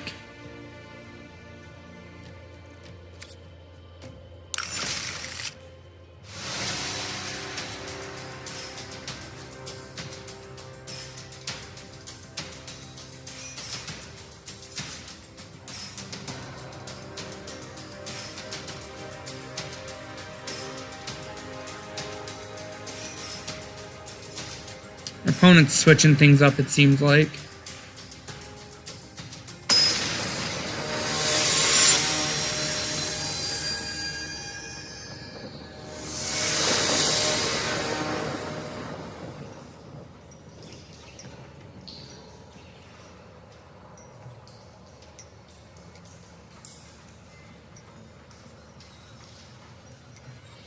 Alright.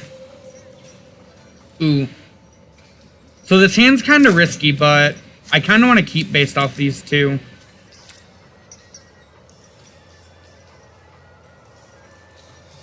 What do you guys think?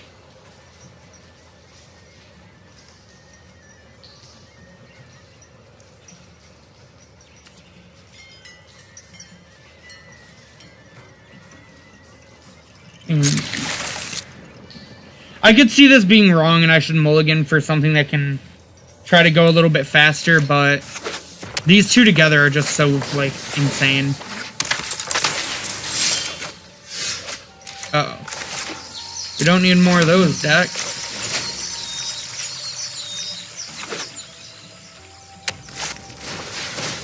Monkey Pirate.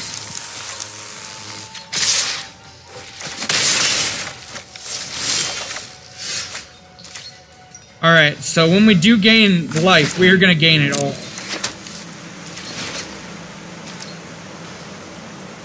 But we might just die, unfortunately. Mono Red can be a pretty consistent turn 4. But they've also slowed their deck down, and they did miss a land drop, so... that's a good sign for the home team.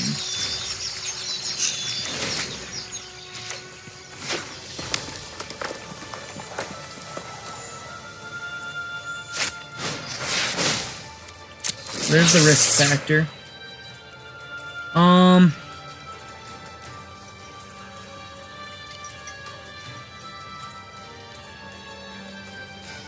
I think I'm still just taking this first one. I'll probably let him draw on the next one, though. Just because we still need, like, one more turn.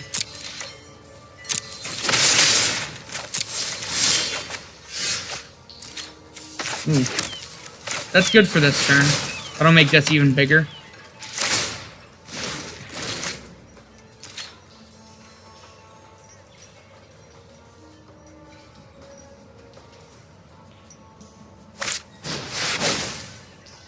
Gutter Snipe. Did not expect that one. That one's got to be a sideboard card, because we would have definitely seen one.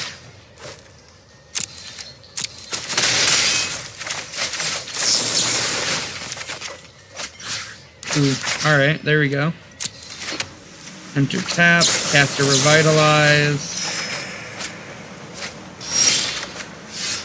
Go to our turn, we're gonna hold full control.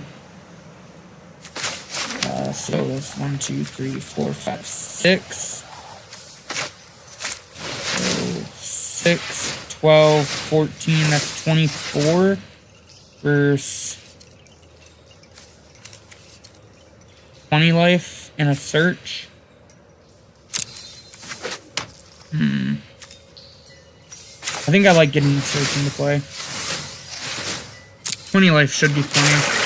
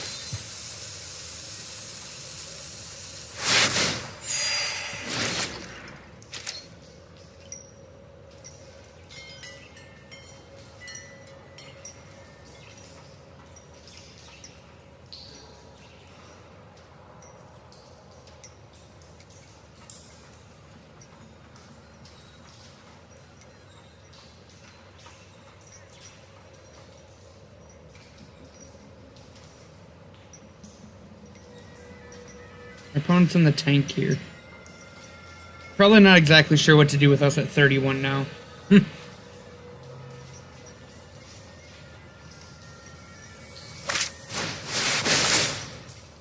mean, like, we're obviously just gonna take 4 now. We're at such a high life total. Them drawing cards would definitely be worse for us.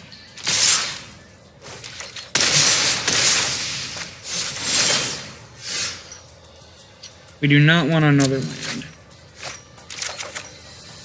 Ooh. So I feel pretty comfortable with our life total. I kind of just want to cycle this right now.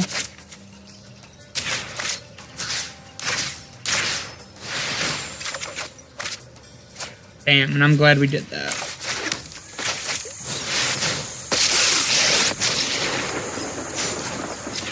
Let's slow this down. We need to move quickly. Ooh. Oh, this is another game where we have a lot of mana, but nothing really to do.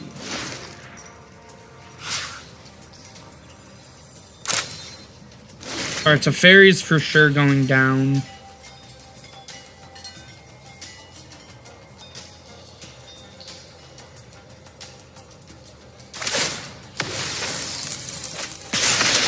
This is probably a light up the stage. That seems really weird, because I figured you'd want the Fanatical Firebrand for Teferi. Okay. Time for plan B. No, it's still only player.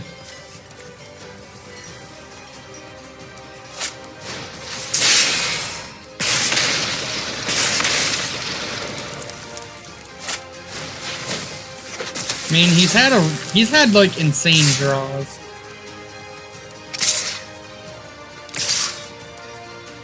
How many cards are in our graveyard now?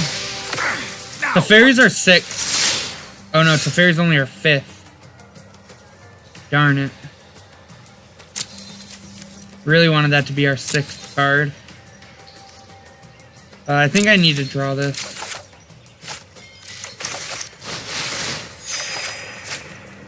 Oh man. 6, 7, 8. Well, we're not dead. If we don't die, if we get another turn, 6. If we get another turn, which is like pretty unlikely, I think, we are 100. Like, I don't think we can lose if we get another turn. I agree with you, Ian. It's just getting that other turn that might be the hard part. But we shall see. He already moved to combat, which seems interesting. I feel like you'd want to draw with risk factor, unless he just, like, has the burn spell. I'm gonna GG's our opponent. Like, it was a good game. Really close. We dirtled for a little bit too much. We drew... Like, that was the risk with that hand, is it was a lot of mana. But it had a really high payoff, and it was really close to paying off. Let's see what our random card is. Rhythm of the Wild. That card's not bad. So normally I'm going to try to not do this, but that game took really long, and I have to use a bathroom break. So I will be back shortly.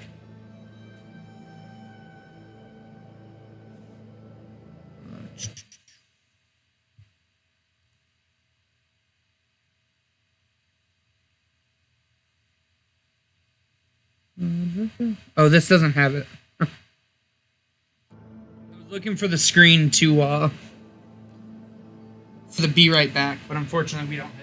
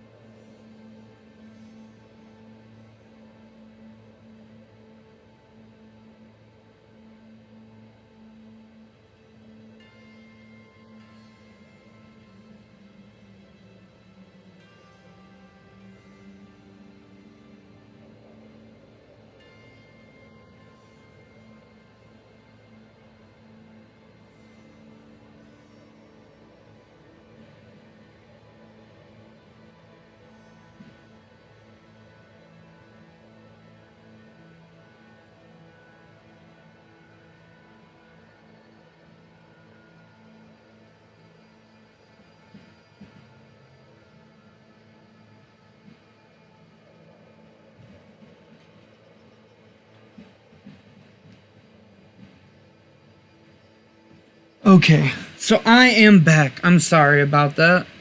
I would generally try not to take a break from now on. I see we gained a viewer in the meantime. Welcome, welcome. Just to give a rundown, we're playing Bant Nexus. We're running it through a traditional constructed on Arena. We're currently 1-1. We lost to Mono Red, and we beat like a Bant flash deck. And we're about to hop back into a queue. But before, I'll give you guys a peek of the list again, since it's been a minute. And we have gained a viewer. So this is our main deck right here.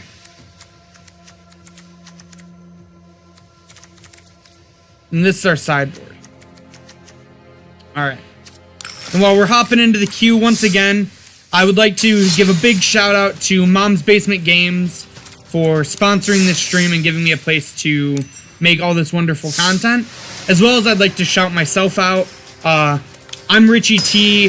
I'm also known as Richard sometimes. You can follow me at Twitter at RichardTMTG.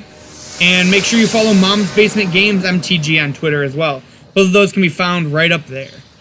Alright, we found ourselves another opponent. Let's hope this can go a little bit better. Alright, we have two searches, which is kind of awkward early. But we have Search, Nexus, Teferi. And turn 2 Search is probably one of our best plays. So I think I'm going to keep this hand.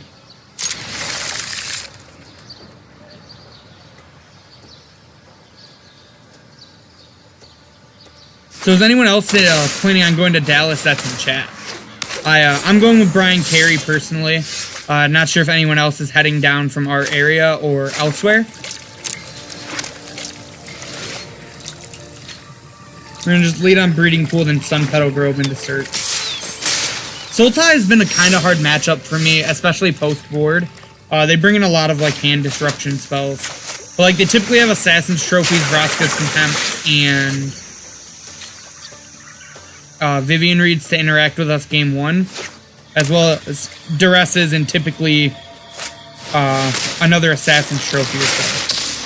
Vraska's not a common one anymore. Most people have decided Vivian's just the better walker, but she is going to do a number on our Search for Azcanta. Luckily, we have the second one. So I think we're just going to go tap land, Search, and pass. Yeah, I don't think Vraska's fine, but she's just like, there's so many more impactful planeswalkers you can play in these colors. An unfortunate.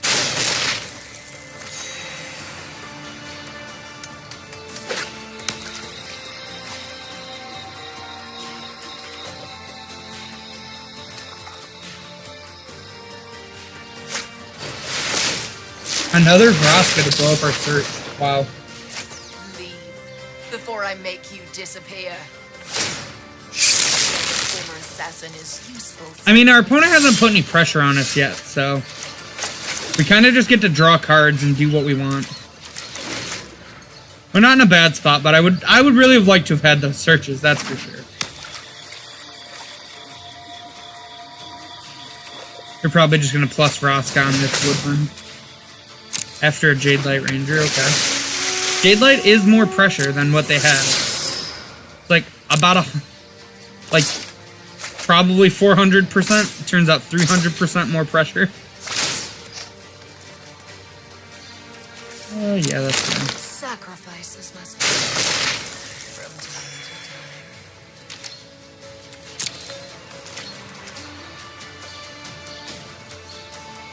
If we hit a land off this Chemisters, we're probably just going to play Teferi. It's very unlikely it can die. Outside of, like, Assassin's Trophy. Or Vraska's Contempt, since we have the Root Snare. Yep,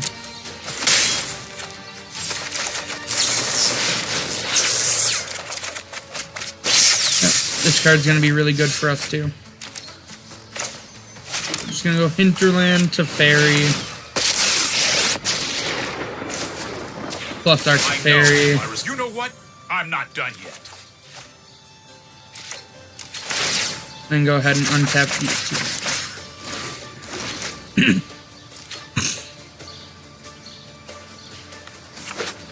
Yeah, we're in a pretty good spot if our Teferi lives. If not, it kind of stinks, but it is what it is.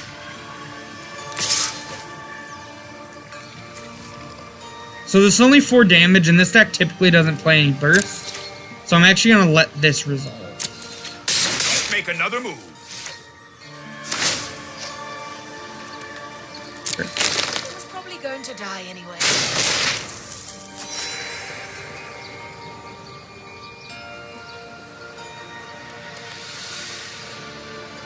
The reasoning is we get to revitalize instead of having to root snare now. It just digs us a little deeper in our deck. We'll increase our consistency of casting Nexus even though it's not in our deck currently. Okay. So we're obviously just going to start with a plus on Teferi. Let's skip to the good part. Then, since we don't need a land to cast Nexus, first I'm going to full control real quick. I'm going to put this into play tapped. We're going to go to our end step. We're going to float mana and then Nexus.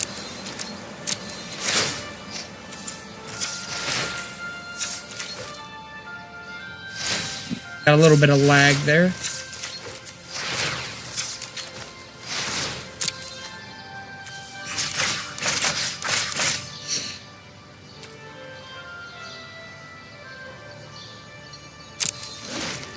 You mentioned that it's super likely to ult him if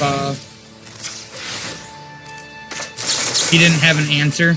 Do you think I should have maybe just root snared then?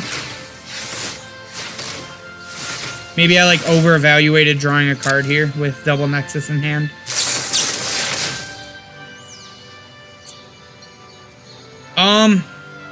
Okay, well we got by that. I don't think it's typically correct to play around Frilled Mystic out of green-black. Typically they're a tap-out deck, and you'll see more like Vraska's Contempts, like kill spells like Chupacabra. It's kind of funny because I told my friend who played Sultai that this card's not very good in the deck, and now I'm getting blown out by it. It's kind of unfortunate. So, congrats, Jacob Blackburn. You, the tech you wanted to play one up. Alive for a life. Ults in 9, so she ults in 2 turns. 1, 2, 3, 4, 5. We can Nexus, which is just an explore here. They have Frilled Mystic mana up again. Like, am I really playing around the second Frilled Mystic? Probably. I think we still just go for it.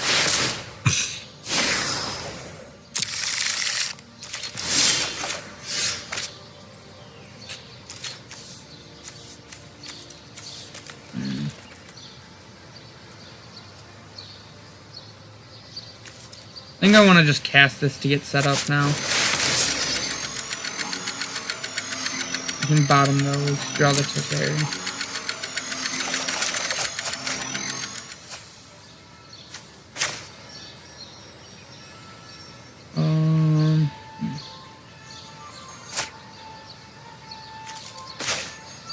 I think we're just going to play the Glacial Fortress, that way we can revitalize.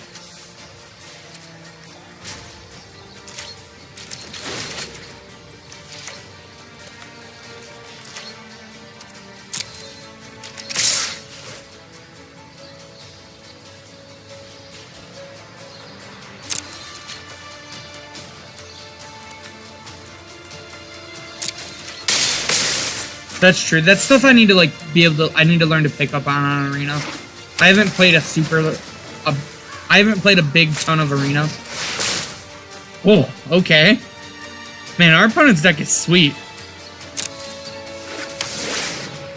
He's like playing the super grindy green or Sultai deck. This is kind of a sweet combo. Everyone is expendable. Except. Yeah, so like now he gets to explore again, and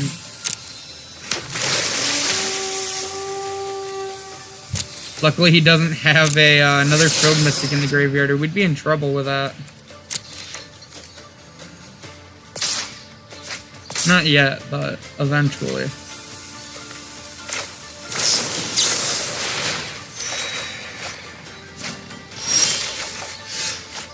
Okay.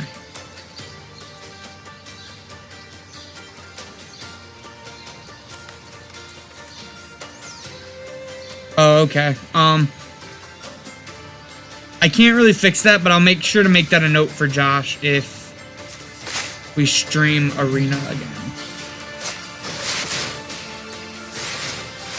I think Arena is definitely the way to go for streaming Standard. We normally use Streamlabs, but Streamlabs was like wasn't wanting to open for Josh. He's got to get that checked out, so we had to use OBS, unfortunately. I am not going to sit this one out. We have this to block, so I'm not super worried about Vraska ult.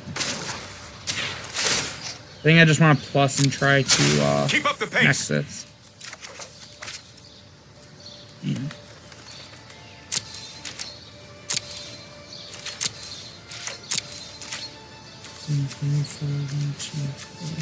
Okay.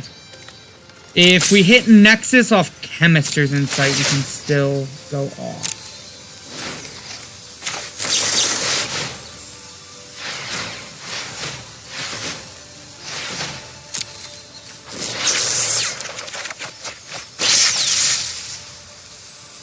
Okay.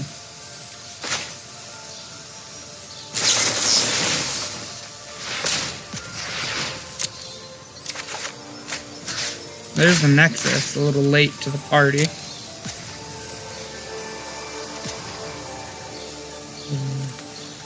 We're gonna let this enter tap.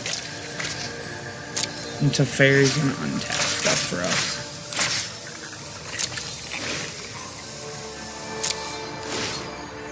Oh, I actually messed up. Shoot.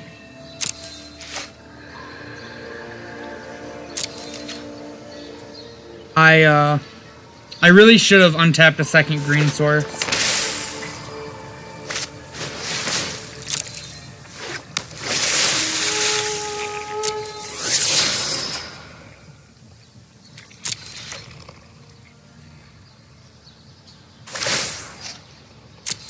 Everyone is expendable.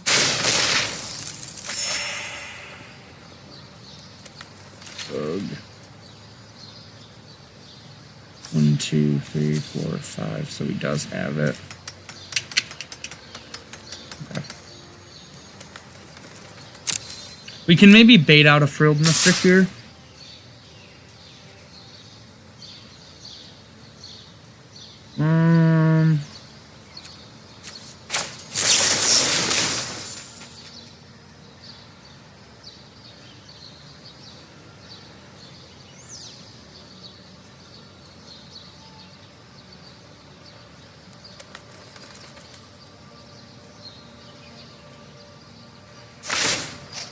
We got him.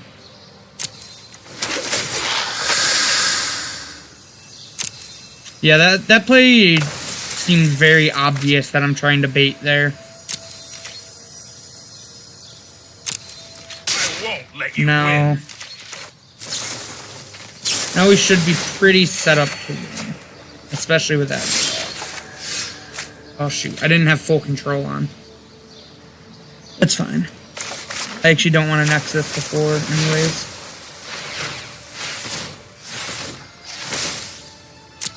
One, 2, 3, 4, 5, 6, 7. Okay, I did. I lied. So yeah, it was a mistake, but it happens. We'll make it up. Yeah, he's like 100%. I don't want to say 100% here because we can win. Hurry! It's very unlikely that he gets another turn. And like that's kind of one of the other things I really like about this deck. There's a lot of room for like, if your opponent messes up, they can just die. Which is like exactly what we're gonna see here.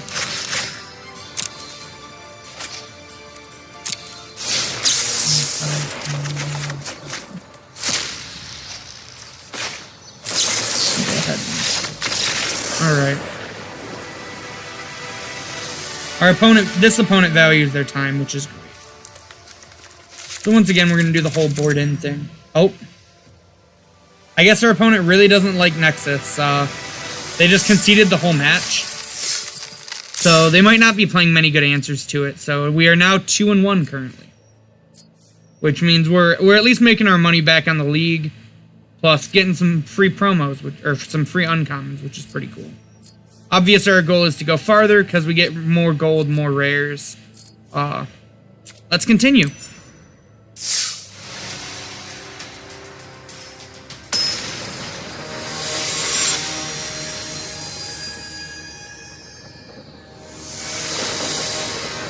We're facing Ordinary Joe, and we won the die roll. Oof. This hand's really close to me. We can cast Depose off both of these, but we can't cast Growth Spiral. We can cast Root Snare, but not either of these without multiple land drops. I think this is probably a mulligan. What's your guys' thoughts?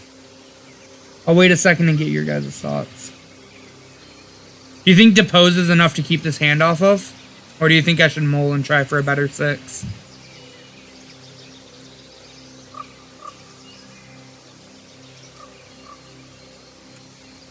You'd keep... Okay. I'm willing to trust you. You've played a lot of this archetype. I know your version's a lot different, but I'm pretty sure our mana base is actually pretty similar. But my, I have more cantrips that are white as opposed to blue. One land's fine. We really want 2. There's the 1.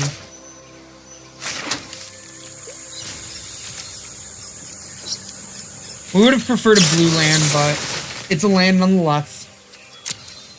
Could be Drakes, could be mono blue. Mono blue would be pretty unlikely without a 1-drop. But could be maybe if they wanted to hold up Spell Pierce. Nope, looks like is it Drakes? Maybe a control deck? Which makes Depose kind of bad here, but hopefully we'll hit a blue source. If not, against control we have a lot of time. We just want to try to make sure we don't miss our land drops. And I think Drakes is a really favorable matchup for us.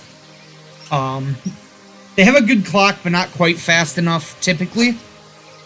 Obviously, if we stumble, though, they can just, like, cheese a game out. Yep, and it's Drakes. And it's really good he played that, because it lets us cycle this Depose here. Dig us closer to our 4th land drop.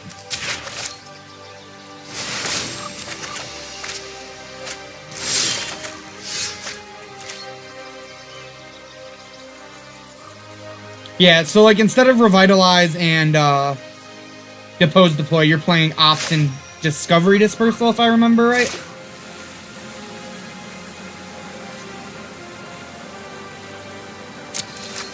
I'm definitely shocking here and just passing, I think. I really want this Chemisters to resolve, but if I can get like a Spell Pierce or something out of it, I'm okay with that.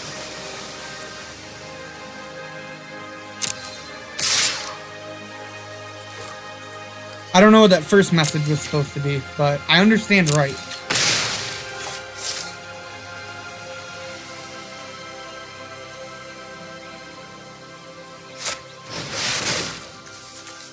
Now we draw some cards. Bam.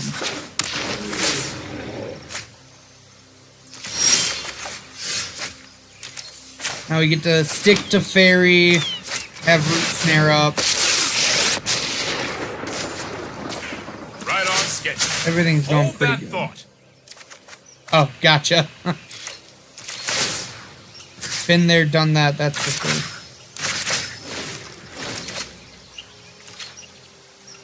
If they come at Teferi, we'll fog. If they come at us, I could care less.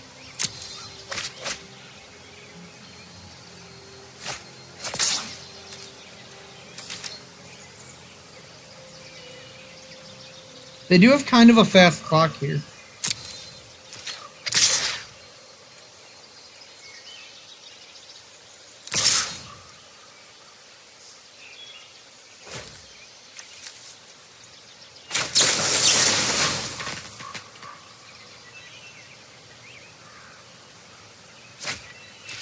Sweet.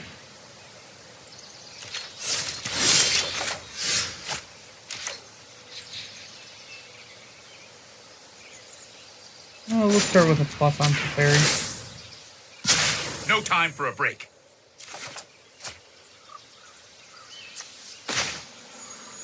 I think we probably just want to play this.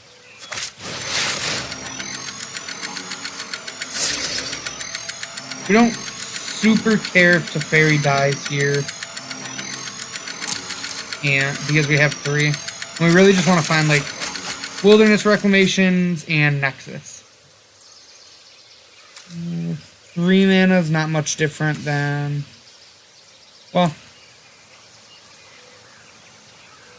actually I want to shock because I can Growth Spiral and then play something else. Or maybe not shock, I can just play like one of these.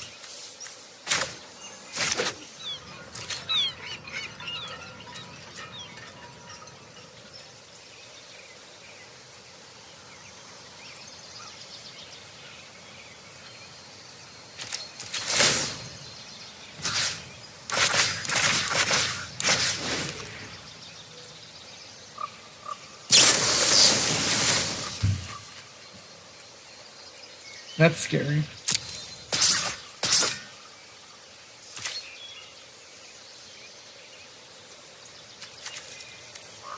So I'm down to discard 1 Teferi and then I think this Temple Garden.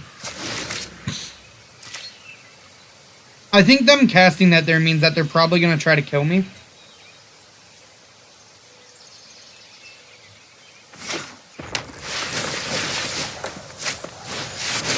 No? Another Drake?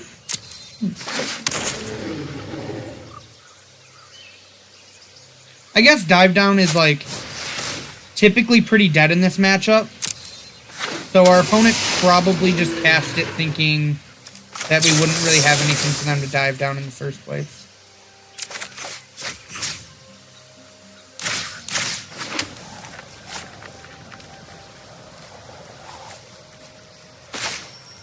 I think we're gonna tap this down because if they don't have a shock here, or like one form of like, okay, that's unfortunate. Our Teferi dies here and we take 6, but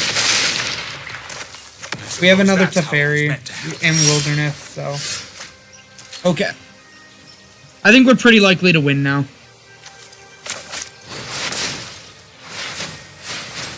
Yeah, we get to flip search this turn. 3, 4, 5, 6, 7.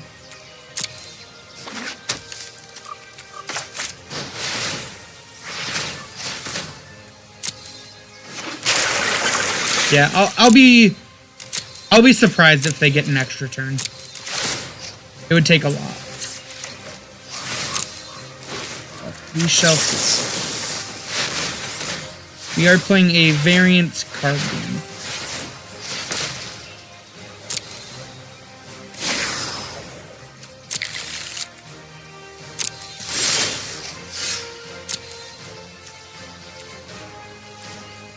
Yeah, I'm down for another land at this point.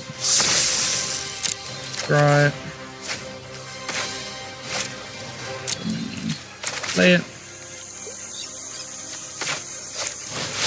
Play Teferi.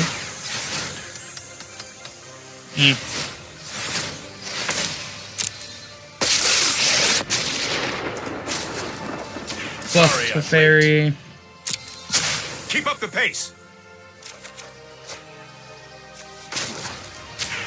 Activate search. Find the Nexus.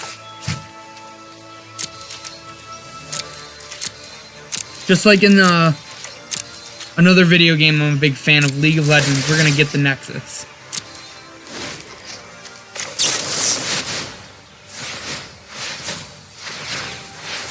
We have just enough mana to search again after this.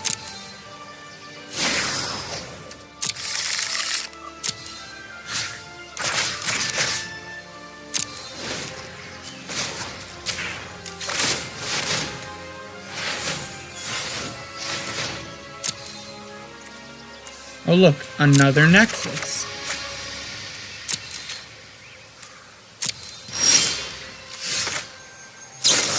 Again, in our upkeep, I'm just going to cast this now because just more draws at Nexus is always what we want.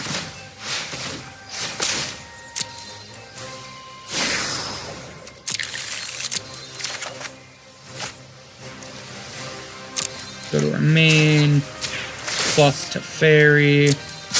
Let's skip to the How many? We still have 2 deposes to win. We drew another Nexus. That's great.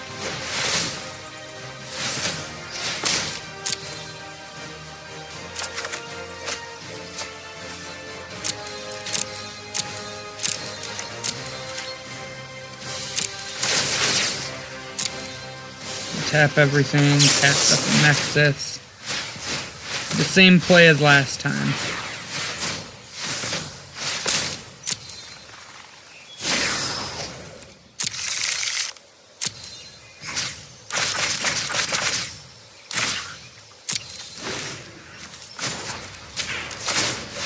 Yeah, like this is the power of the deck. It's very unlikely to fizzle once you get this set up.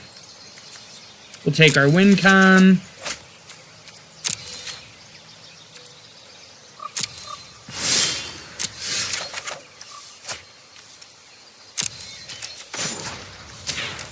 Plus our Teferi. No time for a break. Play our land, cast this Nexus. We do have to ultimate Teferi in this matchup because they have flyers, but we'll get there. I promise. Or they'll just concede like that. That works as well for us. Alright, so is it Drakes? It is a Drake, in fact. So I'm not a big Lyra fan. They have a lot of flyers and a lot of ways to deal with this card. Well, maybe I am. I think we for sure don't want this. I think our revitalizes are a little bit slow. Our negates are a maybe. I don't think we want these. We're at 9 cards now. I think Tyrant can die pretty easily. Lyra is good if she doesn't die.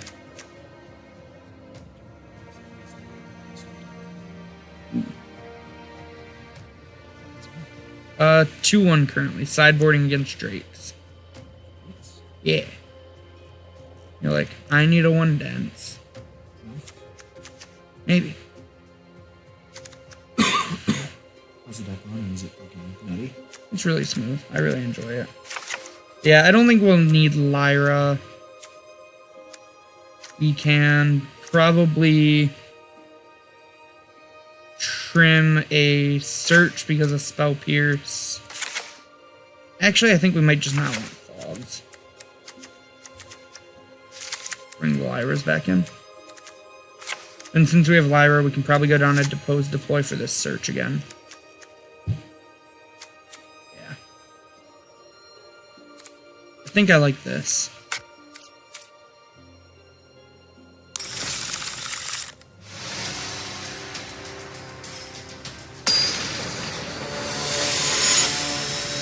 This is a matchup I still need to practice sideboarding for, so... Did I bring in the bindings? I hope I did. I'm pretty sure I did. This sounds good. Let's remove this.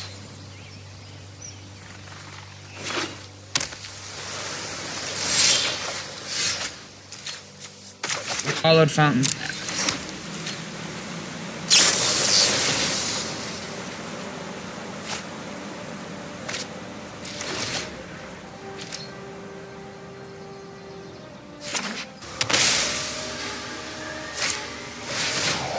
Discovery.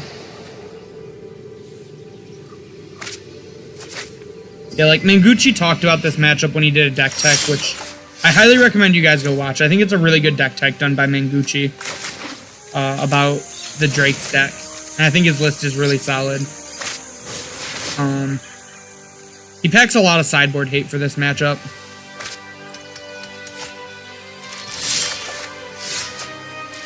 Missed land drop. That's not good for them. We'll just play another Sun Petal and pass. There's their third land. And do another Discovery. Oh, I guess they didn't miss a land drop. That was dumb of me. Yeah, they did. I'm sorry, guys. I'm blonding out over here. They have Spell Pierce, but I think we want to just jam because we have all these Teferis. They have the Spell Pierce, but we have a lot to do still. They eventually have to cast a threat. Like that.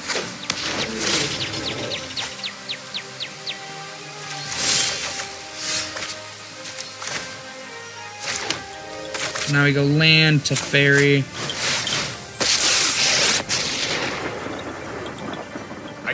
I could see a world where we tuck this, but we can also hope to depose it.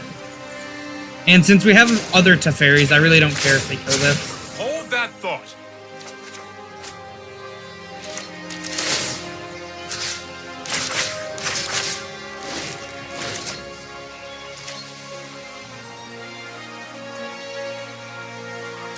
You think I was supposed to tuck it?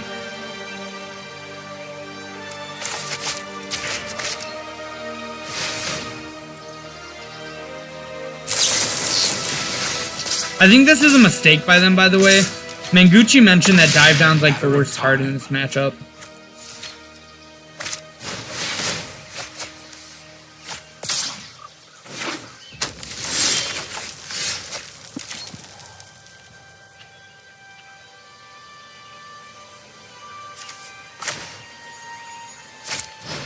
I think we're definitely tucking here, though. Trust me, you'll thank me later. Let's take it back.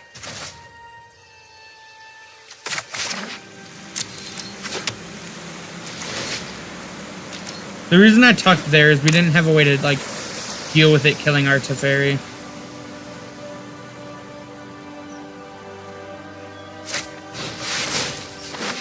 Another Drake. Another one. Another one. That would have been really good if they didn't just play it. I think we're gonna plus. See what we draw. I'm not done yet.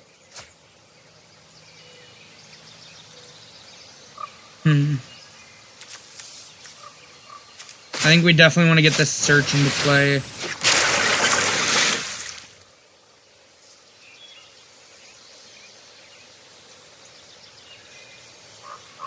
And there's no way for us to keep Teferi alive, so I'm just gonna put this into play tapped and untap 2 lands. It lets us Chemisters with Stroke up.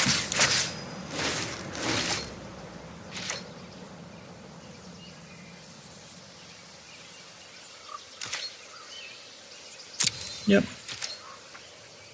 Probably one at Teferi, one at me. Both at me. That's scary. We might, like... This might be, like, what I talked about, where we stumble and just die.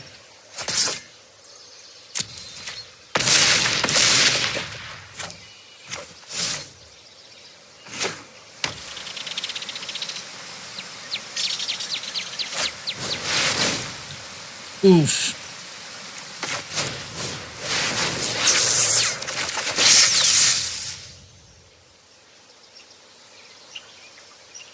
Instant or sorcery spell.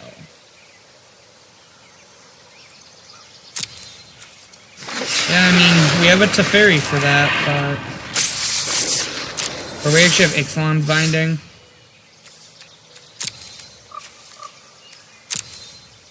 I'm gonna bin that. Yeah, I think I probably should have cycled. Hurry!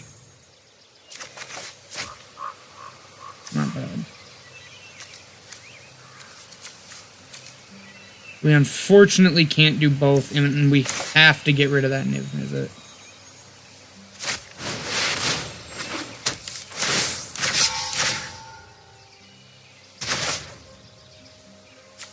We do get to deploy, though. Which gives us 2 blockers.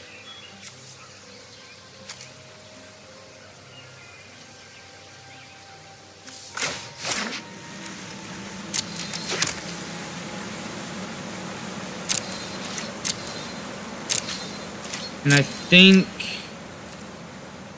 we want to just do it now. It's unlikely. Oh. Can't do it till the Teferi trigger resolves though, Richie. Silly goose.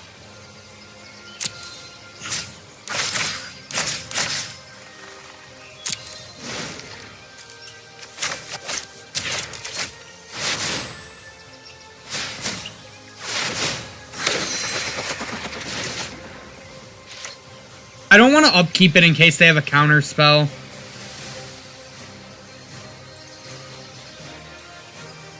Yeah.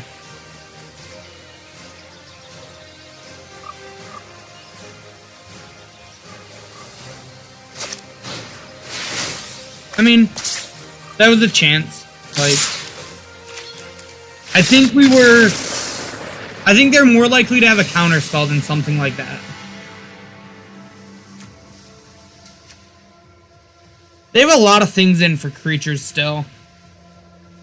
I almost feel like taking these Lyras out and bringing back in another Depose Deploy and then maybe one of the fog effects. What do you guys think?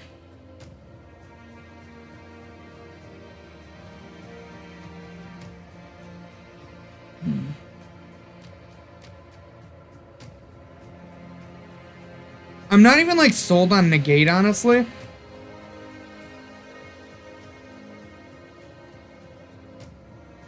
What do you think? Do we take out Lyra? Or is she just too good?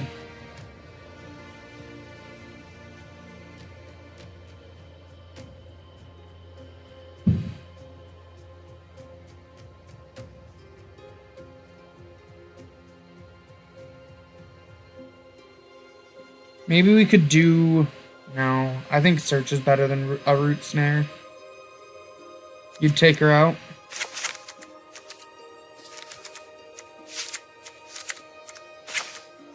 Maybe do something like that.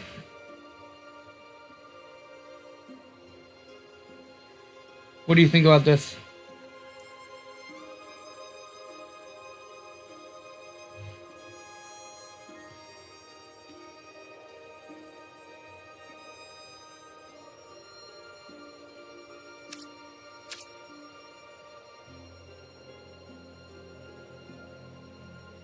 I think I like this.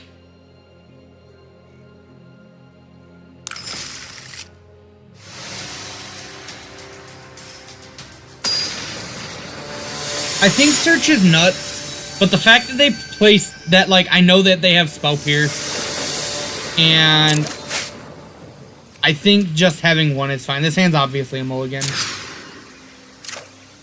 See, like, we already have 2 searches. Why do we need a third? I'm obviously kidding, like, that's not realistic thinking, but I do think I want this third land for the Crushing Canopy, though.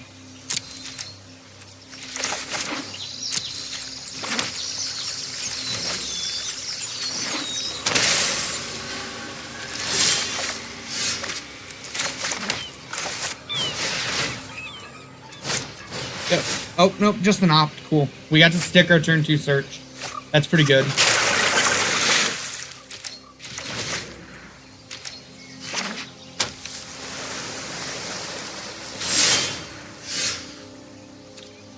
Bin that land.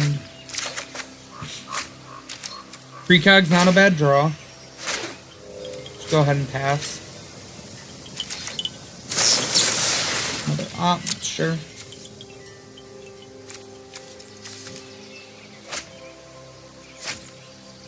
I was originally playing only 2 bind. Damn, 3 ops.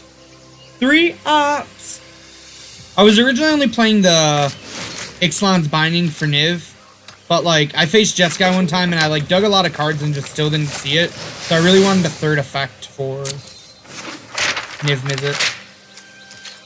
Yeah, like, I'm fine with that. They can try to outgrind me. I don't think it's gonna work. I might kill it if they're gonna flip it early, but I don't think they will.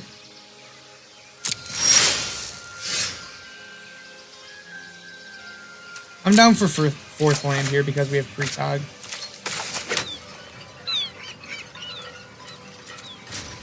Pass.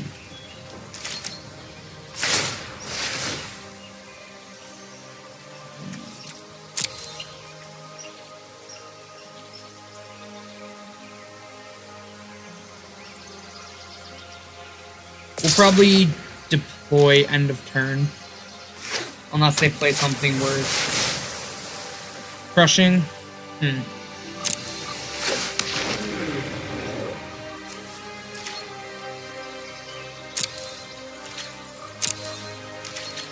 I kind of still want to hold the crush.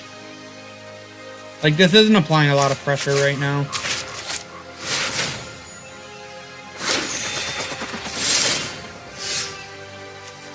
Ding.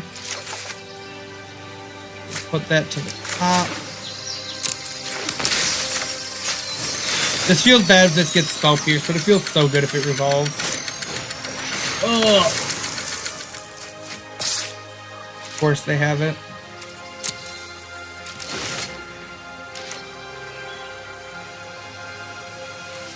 Man, that would have been so good if it resolved. Unfortunate.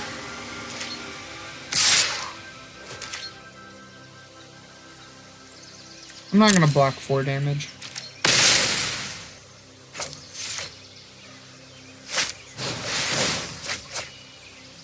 Do you think it was wrong to just jam there? Maybe I should have waited and see if they tapped out at all.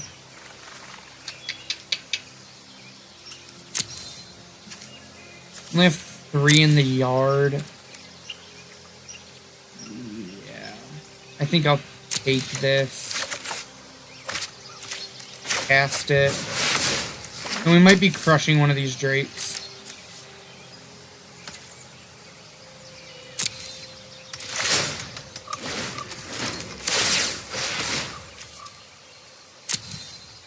Go ahead.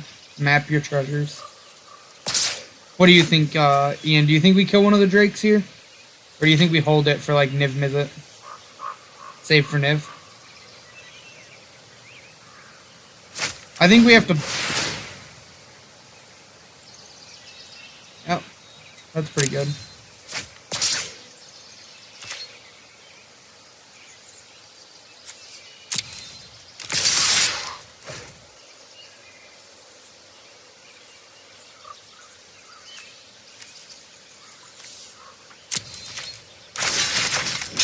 I think we're just gonna save us some life.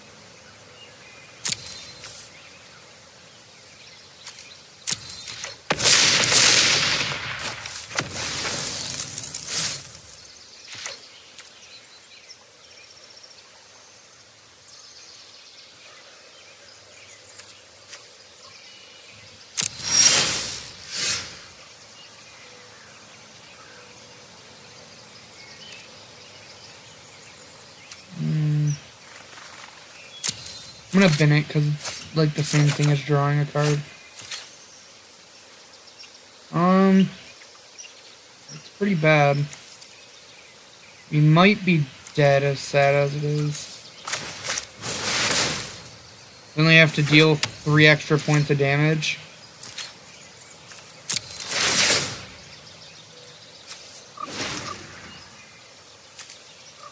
Yeah, like, I think this is like one of our better matchups, but they had the spell pierce and they had a lot of pressure. Maybe search would have been better because search would have put 5th card, 6th card with crush. Yeah, search was probably the better play.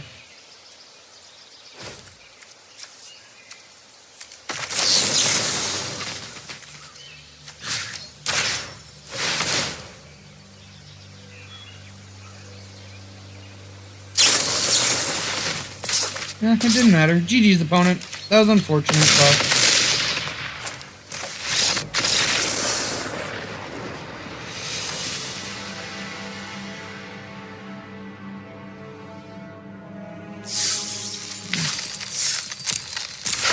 Womp womp.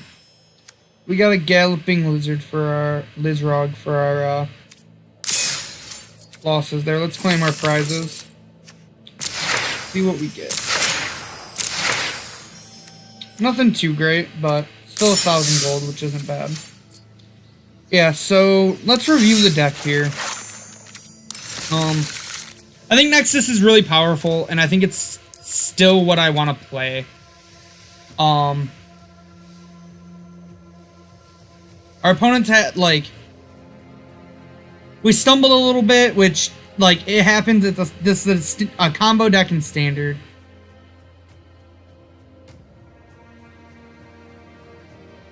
Does that artifact the flip? I'm not quite sure what you're trying to say there, Ian. If you mean, like, playing Search and crushing would flip Azcanta, then yes, and I agree that I think that play was correct.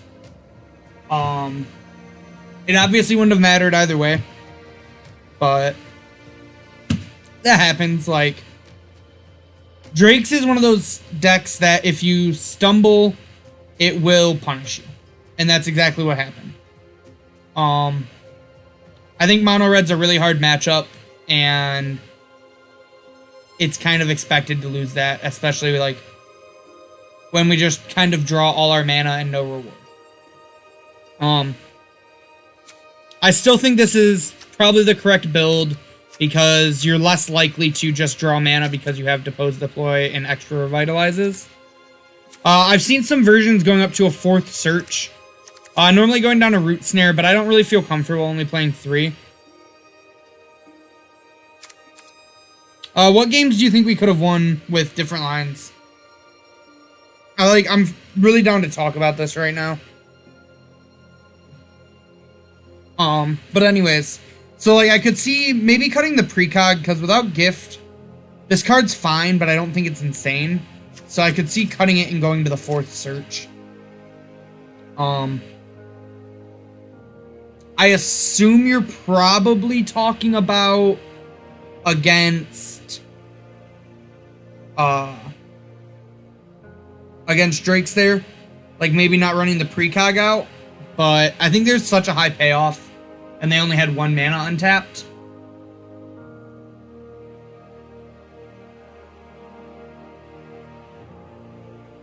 Right. I didn't Binding a Drake because they already had 2 in play. And I figured I could block with the Thopters. And like I don't know. Maybe binding it would have definitely bought us more time.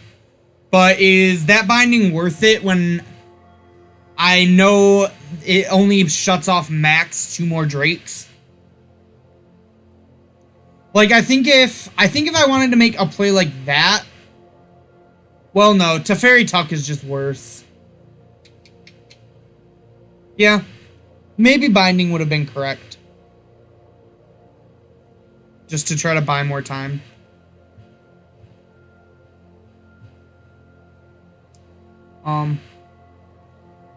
But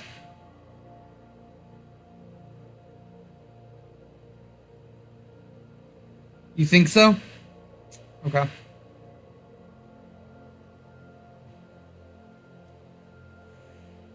I'm trying to think how I was 1 turn off.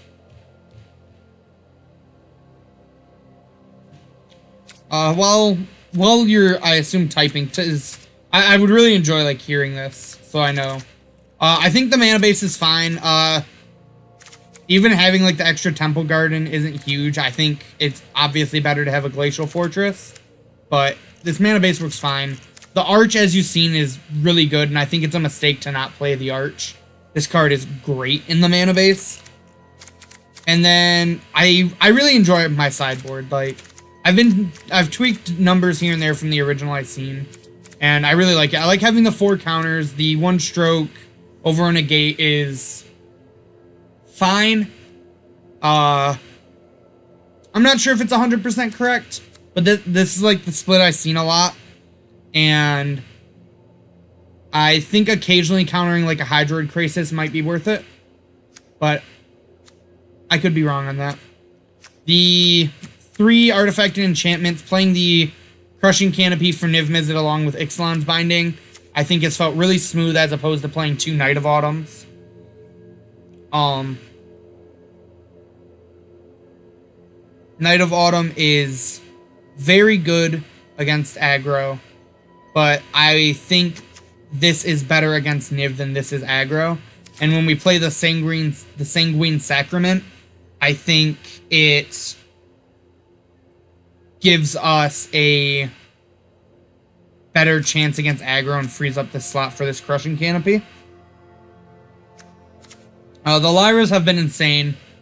They're just a good threat when you need extra threats. They're like game winning against red, as well as they just do so much work. The one Tyrant, like I said in the beginning, I'm still kind of up in the air about. Like, jury's still out if this should just be a third Krasis. Because they're good in the same matchups. But I think Tyrant is a little better against Esper. So I'm fine hedging a 2-1 split. The Sanguine is insane against red, but as you've seen, it just buys us time. It doesn't necessarily like win us the game on the spot. But that's kind of all you need against red, and I think this is like the best big card you can play against red. And because against red, like I mentioned, I like to trim a Nexus because it's really hard. Like, this is a lot of mana. This can almost be like a Nexus or 2 in one card. And then I think Hydroid Krasis is great, even though we really didn't see any matchups that we wanted it or we didn't draw it. I think this card's very powerful, and being able to refill your hand is huge. So I think I'm going to be wrapping it up for today. This deck does take a long time, so I really don't want to run another league with it. But I would like to thank everyone for tuning in. Special shout out to you, Ian, which is Berrig in the chat, for really helping me out, walking me through some plays. You've been a big help helping me get ready for Dallas, and I super appreciate that. I'd also like to give a shout out to the Twitter handles you see above. The first one is mine, at RichardTMTG. I would super appreciate a follow. If you ever need to discuss, or if you ever need or want to discuss anything with Magic, feel free to hit me up. I'm always down to talk Magic. And the other one is Mom's Basement Games, which I would love to thank again for giving me this platform to be able to play Magic with you guys and improve both myself and all of us at the same time. So make sure you check out the Mom's Basement Games Twitter. They have a Facebook group. We have a YouTube channel where all of our VODs go. And we also have our Twitch channel, which you guys are already here. But if you share it, it'd be a big help. Just like try to get the word out. We really want to try to grow this community. Our stream team, shout outs to Aaron, Russ, and Josh Warren himself. I think we're going to do great. And thanks again, everyone.